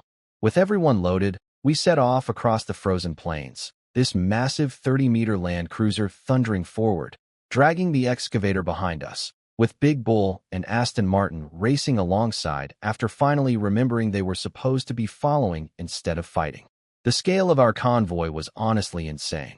A 30-meter-long, 10-meter-wide, 12-meter-tall mobile fortress cruising at 30 kilometers an hour, towing a massive excavator, flanked by 2 transformed sports cars. At one point, we passed a much smaller level 3 mobile shelter struggling along at just 10 kilometers an hour. The survivors inside panicked at the sudden earthquake-like rumbling, initially fearing a daytime zombie horde until reality set in. There was no way zombies attacked during daylight. Confused, they glanced back and spotted our massive shelter approaching from behind, immediately assuming we were a rival faction coming to raid them. They tried desperately to outrun us, but our speed was double theirs, and panic set in fast as we closed the distance. They braced for a fight, assuming the worst, but we simply cruised right past them without even slowing down, completely uninterested in their tiny shelter. Confused but relieved, they stared in disbelief as our massive convoy continued on, especially once they spotted the upper deck.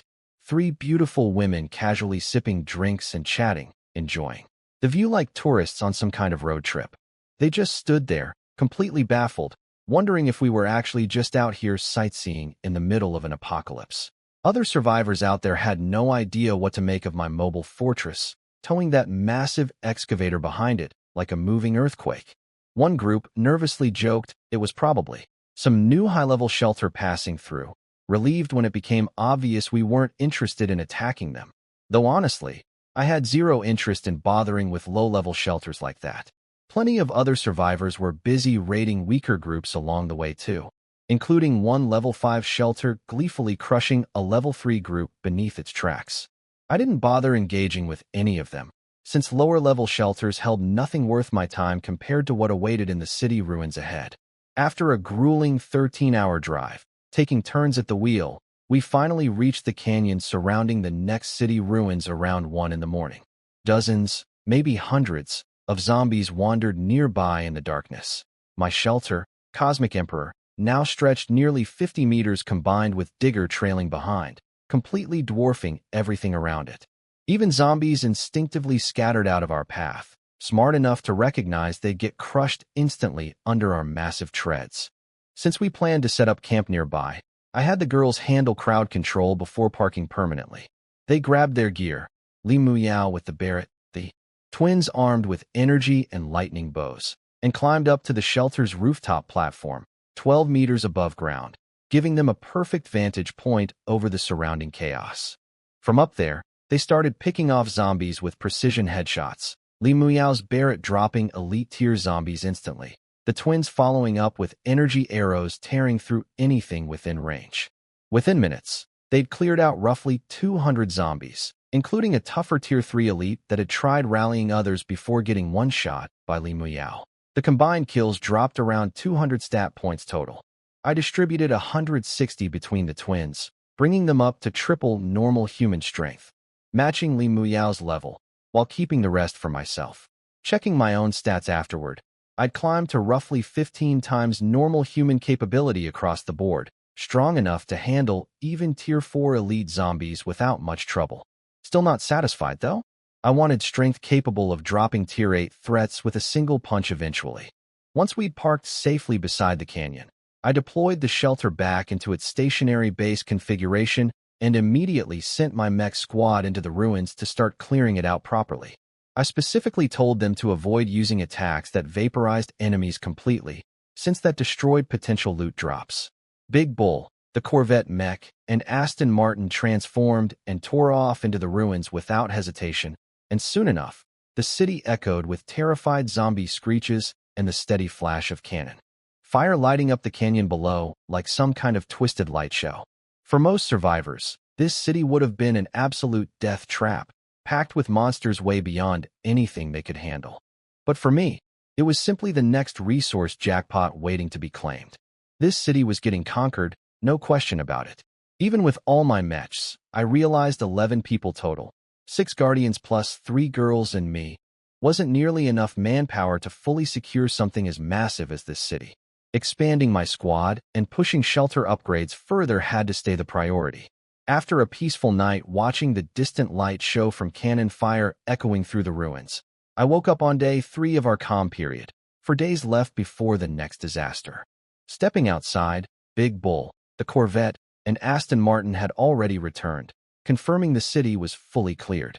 Heading in to inspect their work myself, I found the streets littered with zombie corpses and scattered loot, mostly basic stuff like water bottles and instant noodles. Nothing impressive to me anymore, but still valuable enough.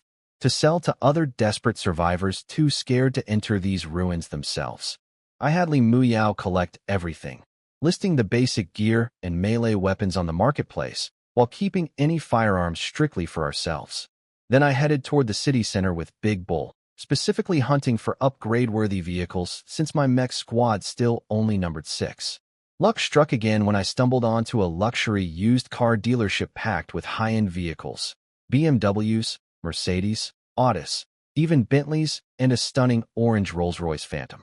Impressive stuff, but none of it matched what I already had. Just as I considered giving up the search, Big Bull spotted something unusual in the dealership's back lot. Something massive tangled up in overhead wires, casting a strange shadow shaped like giant propeller blades. Curious, I followed him over, and what I found left me completely stunned. An actual military attack helicopter, roughly 20 meters long, dangling precariously from tangled power lines. 3 stories up, looking like it had been shot down at some point. A genuine Black Hawk helicopter, sitting here in the middle of this primitive frozen wasteland. I couldn't believe my eyes. Climbing up to get a better look, I confirmed it really was intact despite hanging there. Clearly an older model, but still an actual functioning attack helicopter. Without hesitation, I activated a fire seed on it immediately. Blue energy swept over the helicopter instantly, and it began violently shaking, gears clicking and grinding as it started transforming right there while still tangled in the wires. Within seconds, it had become a 12-meter-tall mech, still stuck and struggling against the cables. I signaled Big Bull, who quickly sliced through the wires with his electrified hook, freeing it completely. Once free, it briefly reverted back into helicopter form, rotors kicking up a violent gust of wind, before touching down and transforming again into its full mech shape, kneeling respectfully and introducing itself as mechanical life form number 7. This thing was massive, towering even over Big Bull, decked out in intimidating gray-black military paint with glowing red eyes.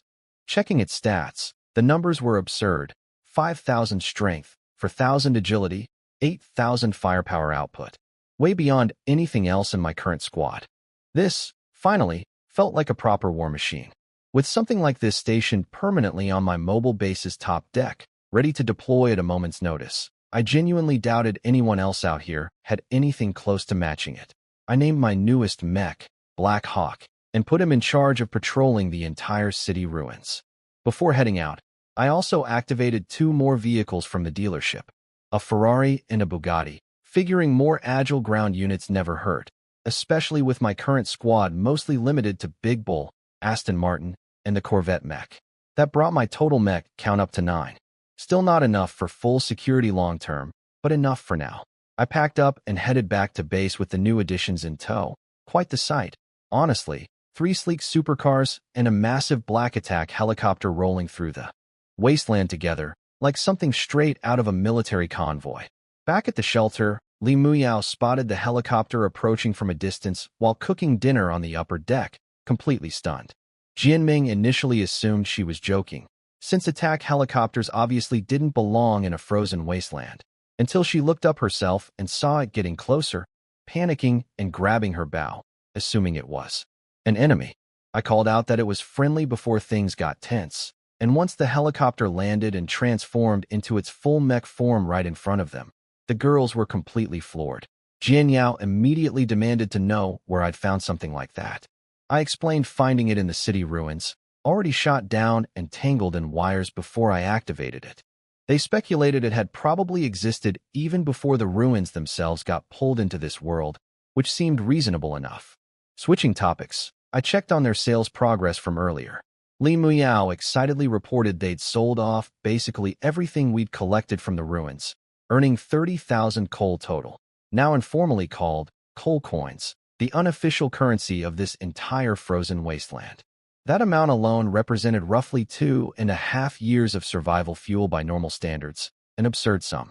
Since I had unlimited nuclear power already, coal itself meant nothing to me directly, but it could still buy other materials like ore and steel, so I told her to keep selling everything we didn't personally need.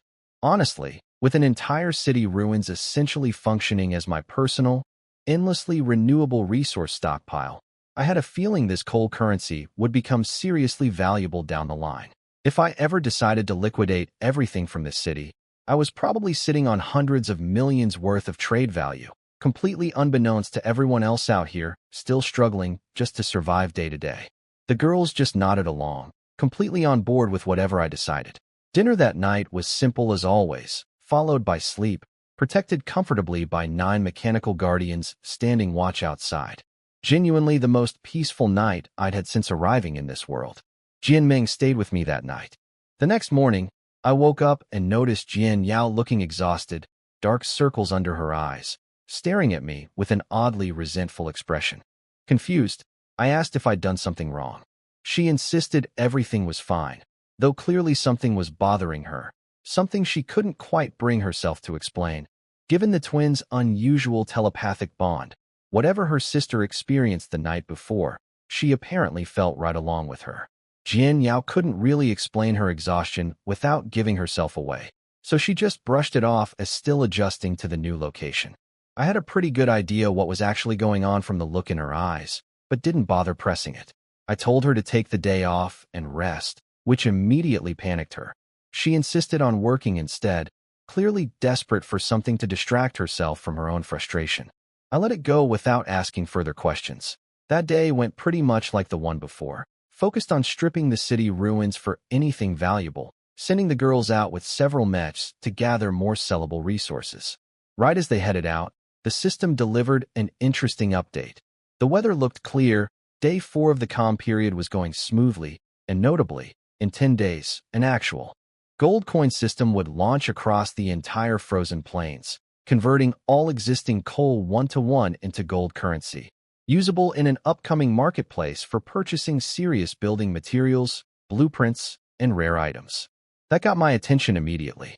With coal essentially about to become real, universal currency, and me sitting on an entire city's worth of free resources, this was basically a license to print money.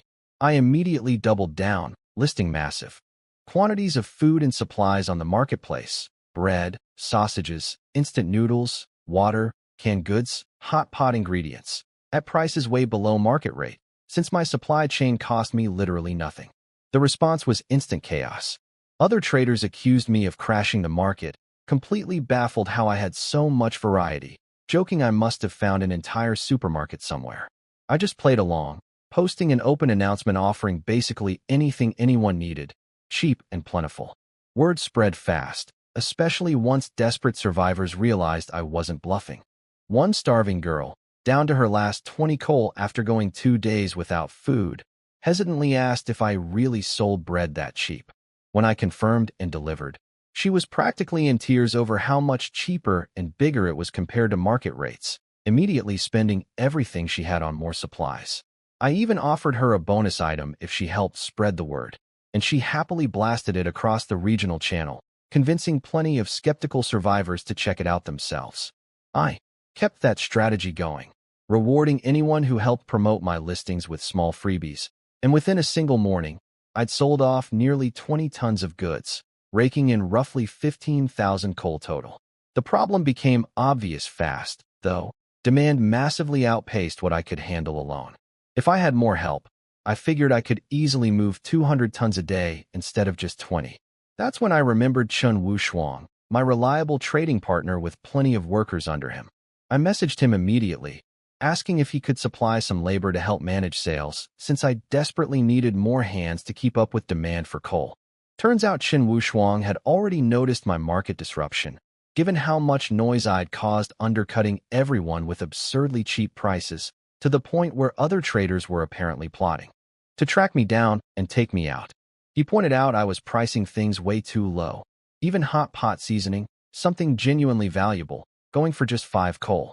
When I questioned that, he explained the real economics. Regular survivors couldn't afford luxury items regardless of price since they were broke, but big shelter leaders running successful operations had plenty of coal to spare and craved quality of life upgrades, since that stuff never dropped from resource boxes naturally. Selling cheap to people who couldn't buy anyway was basically charity, while pricing properly for wealthy faction leaders would actually maximize profit. Curious, I asked what price he'd actually recommend.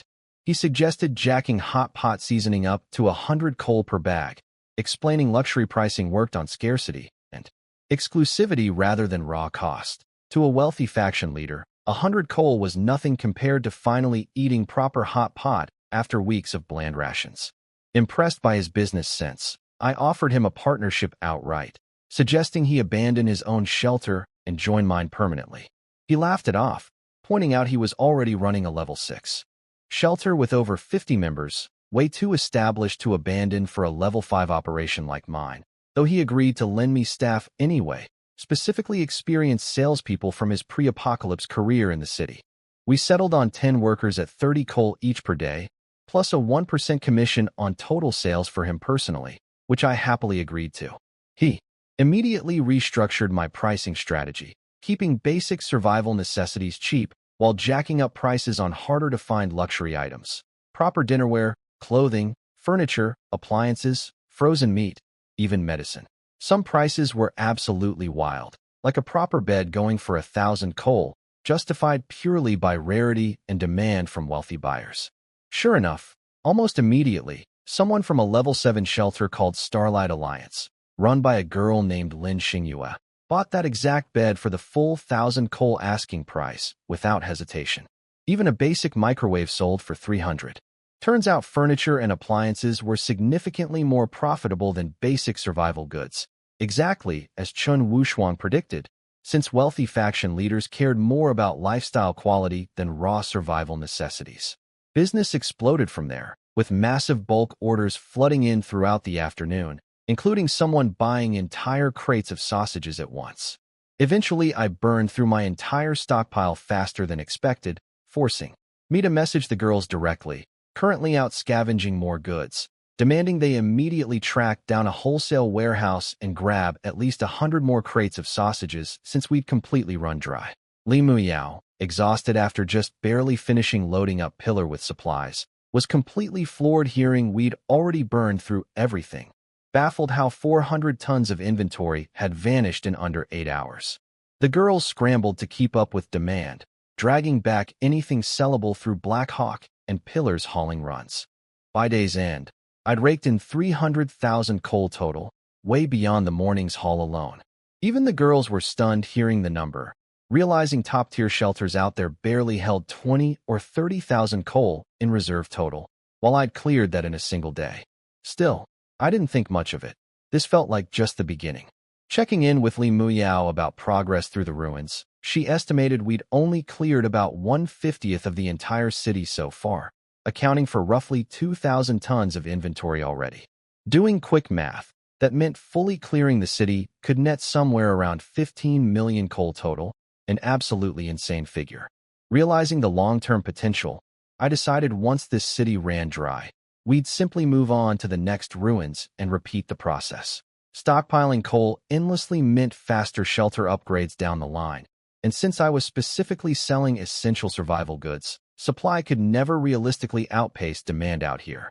The girls, meanwhile, joked that we'd basically become full-time merchants now, though Jianming pointed out we weren't just any merchants. Nobody else out here had an entire city ruins functioning as a personal trade resource.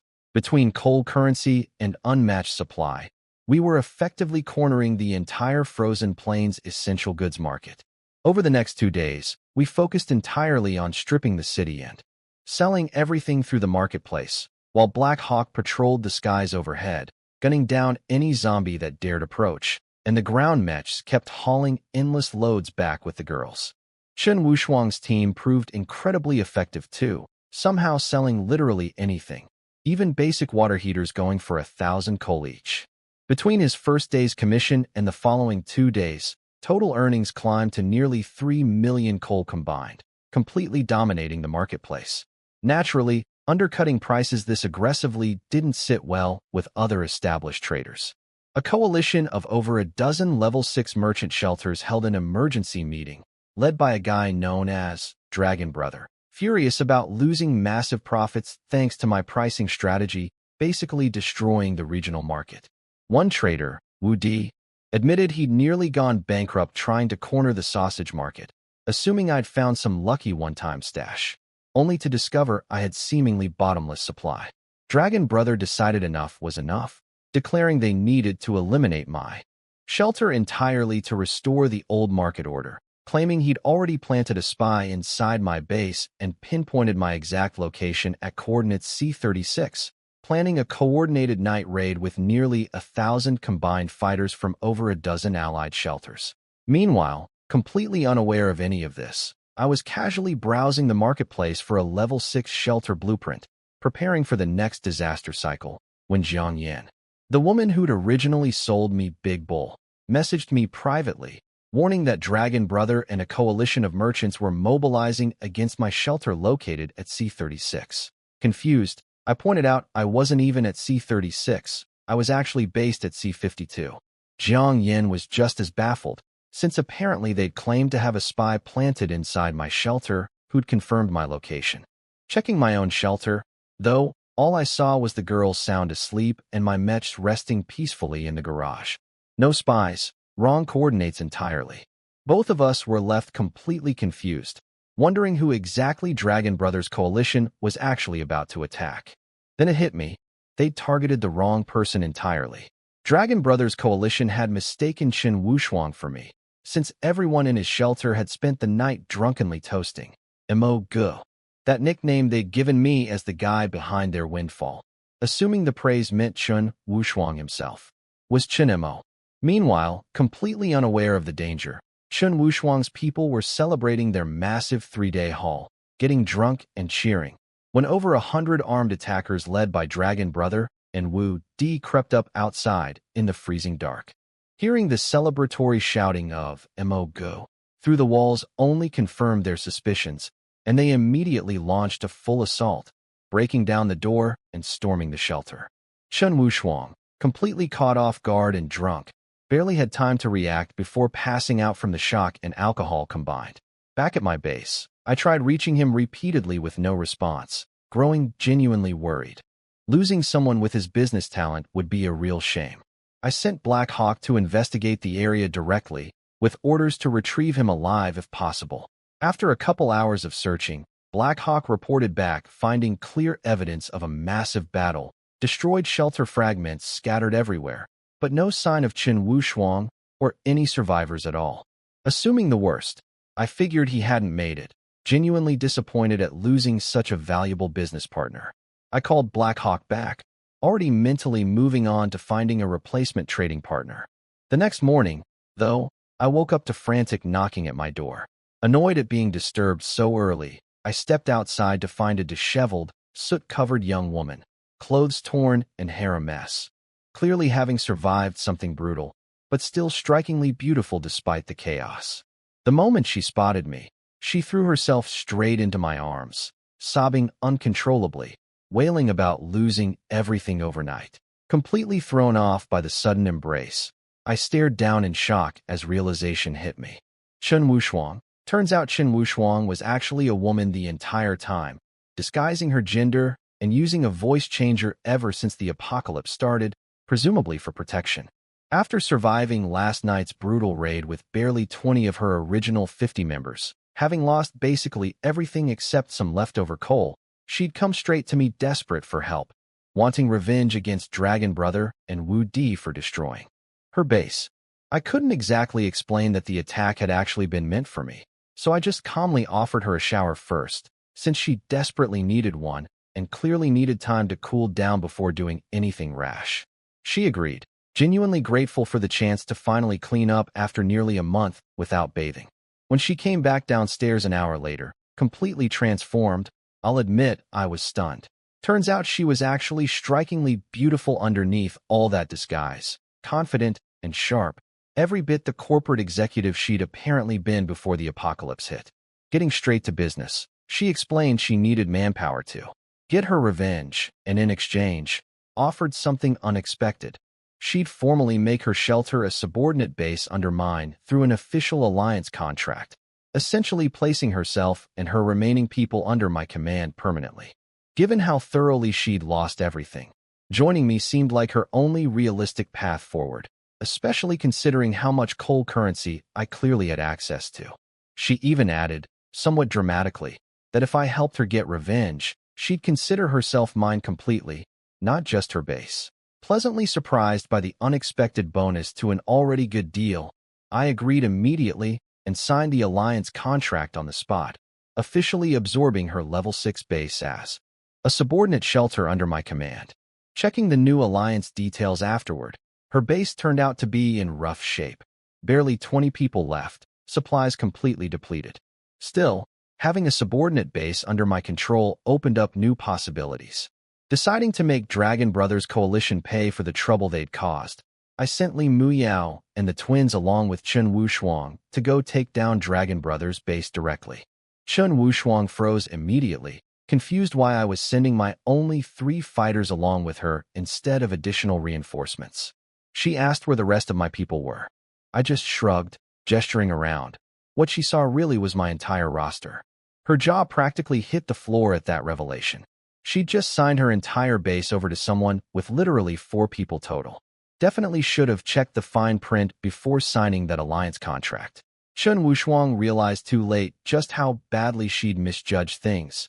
20 battered survivors versus an entire shelter's worth of fighters, backed by basically nothing but a tiny crew she'd assumed had way more support behind it.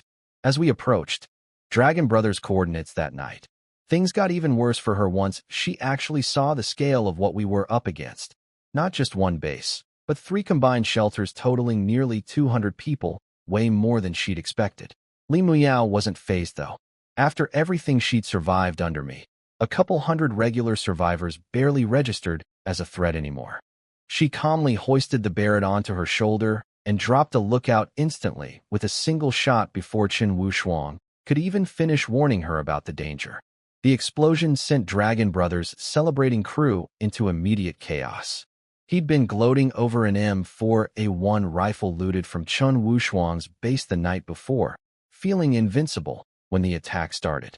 Big Bull, Aston Martin, and a red Ferrari came roaring down from the hillside in car form, with Li Muyao firing another shot that blew apart their gate entirely. Dragon Brother, still convinced Chen Wushuang was actually Chen Mo, scoffed seeing only 3 women and a handful of survivors approaching, mocking the idea that this counted as revenge. But his men quickly pointed out the obvious danger. That Barrett rifle was basically a war-ending weapon out here. Confident in his own M4A1, Dragon Brother decided to bait Li Muyao into wasting shots by sending expendable men out as targets, hoping to close the distance once she ran dry. It backfired immediately. Each sacrificial decoy got 1 shot instantly, vaporized before they even finished their taunts.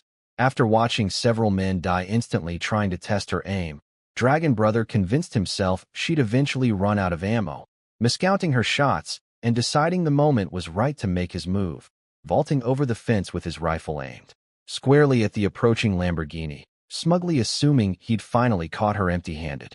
Instead, Big Bull transformed mid-charge right in front of him, towering 6 meters tall, and casually backhanded him clear across the battlefield before he could even process what was happening.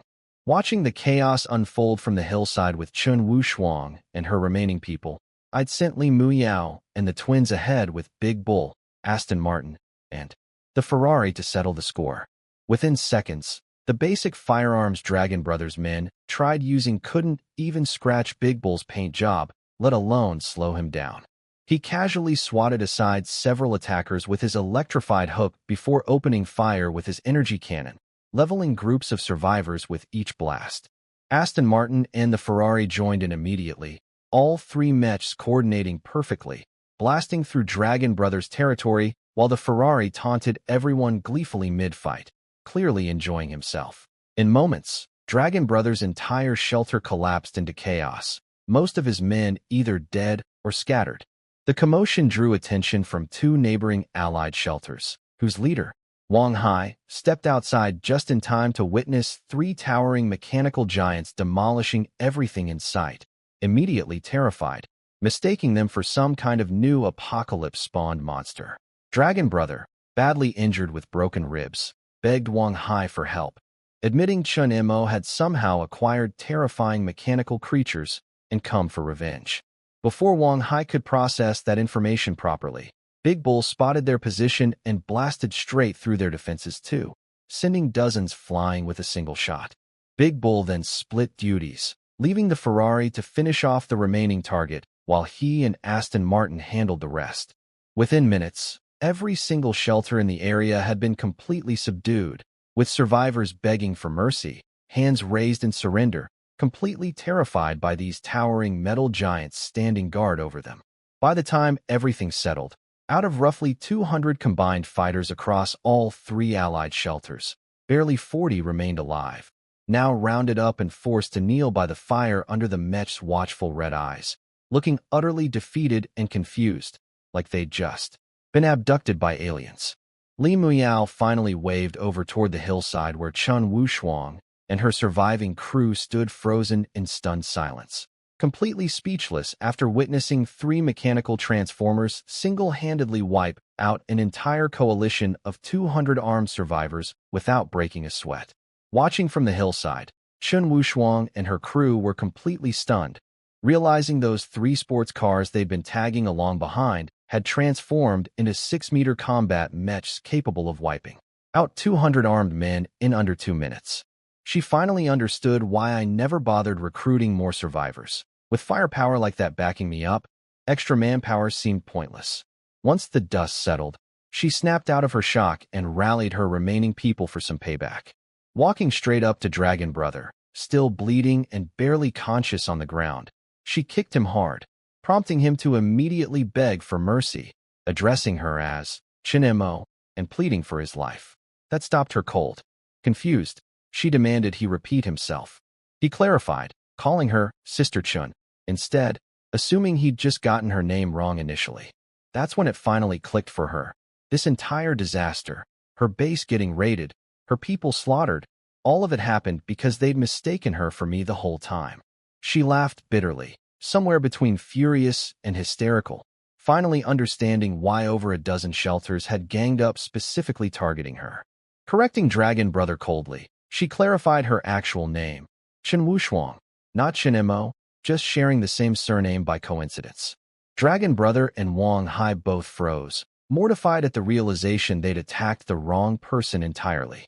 Wang Hai immediately backpedaled, trying to smooth things over, blaming the whole misunderstanding on confusing her for the merchant who'd been crashing marketplace prices, desperately offering resources and an alliance contract in exchange for mercy. Dragon Brother quickly echoed the same offer, equally desperate. Before he could finish groveling, though, the Ferrari mech, clearly still annoyed from earlier insults, casually smacked him again for badmouthing me, completely confusing Wang Hai about why insulting Chen Mo earned him a beating from someone who was supposedly fighting on Chun Wushuang's behalf. Chun Wushuang clarified coldly that these mechs actually belonged to me, not her, leaving Wang Hai even more baffled about the actual chain of command here. Right then, the Ferrari mech activated a holographic video call, and suddenly I appeared projected in front of everyone, relaxed back at my own base hundreds of kilometers away, feet propped up comfortably. Spotting Wang Hai and Dragon Brother through the projection, I asked casually if everything was handled. Big Bull immediately dropped to one knee, confirming the operation was complete, addressing me with total reverence. That single gesture alone sent a wave of pure dread through Wang Hai and Dragon Brother, completely floored that something this powerful would kneel for anyone. Satisfied, I leaned back further, looking directly at the two shelter leaders through the hologram with a casual smile. Heard you guys were looking for me. Watching Wang Hai and Dragon Brother grovel through the hologram, begging for mercy and claiming it was all a misunderstanding, I didn't bother negotiating. This wasn't civilized society anymore. Out here, it was pure survival of the fittest, and if I hadn't had my mechs backing me up, I would have been the one lying broken on the ground instead of them. I gave the order to finish it. Big Bull vaporized them cleanly, one shot each, no blood, practically painless. Anyone trying to flee got dragged back and finished off too, with Chun Wushuang and her crew adding a few extra shots of their own, considering how mercilessly Dragon Brother's people had slaughtered her own friends the night before. Once everything settled, Chun Wushuang asked if I wanted the leftover supplies from the 3 conquered shelters. Of course I did. Free resources were free resources. She eagerly led her crew through the abandoned bases, discovering an absolutely massive haul, roughly 500 tons combined, including 80,000 coal just from Dragon Brother's stockpile alone. It took about an hour to load everything up, even commandeering a couple of trucks in the process. Once the bases were fully stripped, Chen Wushuang used her authority to formally demolish all 3 Level 6 shelters, salvaging enough building materials for an entire Level 7 upgrade. Satisfied, she loaded everyone up alongside Li Muyao and the twins, and we headed back toward base. Word spread fast once those 3 shelters vanished from the regional rankings entirely overnight, sparking massive speculation across the channel. People assumed major factions like Wang Zheyan's group or Pei Shi's Night Rose were responsible, since wiping out 3 Level 6 shelters simultaneously seemed nearly impossible for anyone else. Both factions immediately denied involvement, annoyed at getting blamed, insisting they'd built their strength through sheer manpower and zombie kills, not raiding other shelters. Meanwhile, completely unconcerned with any of that chatter, Chen Wushuang relaxed in the car, genuinely thrilled finally getting revenge for her fallen crew members from the night before. Li Muyao gently pointed out she seemed a little too excited about it, but Chen Wushuang brushed it off, explaining how painful it had been watching close friends die right in front of her. Friends she'd built relationships with over the past month. Li Muyao acknowledged the moment, reminding her none of this would have been possible without me, which Chen Wushuang quietly agreed with, though clearly still processing everything. Then suddenly, the car shuddered as violent winds and snow began slamming against it from outside, the temperature dropping rapidly. Confused and alarmed, Chen Wushuang noticed the abrupt weather shift immediately. Moments later, my voice came through the radio, urgently warning everyone to return to base immediately. The second disaster had arrived early. Panic set in instantly. They'd been told there were still 7 hours left before the next disaster hit, expecting it around morning, not in the middle of the night. Watching through the drone's live feed from 300 kilometers away, I could already see it. An absolutely massive blizzard sweeping across the frozen plains like an avalanche of pure white destruction, swallowing entire forests and mountains in its path, roaring louder than anything we'd faced before.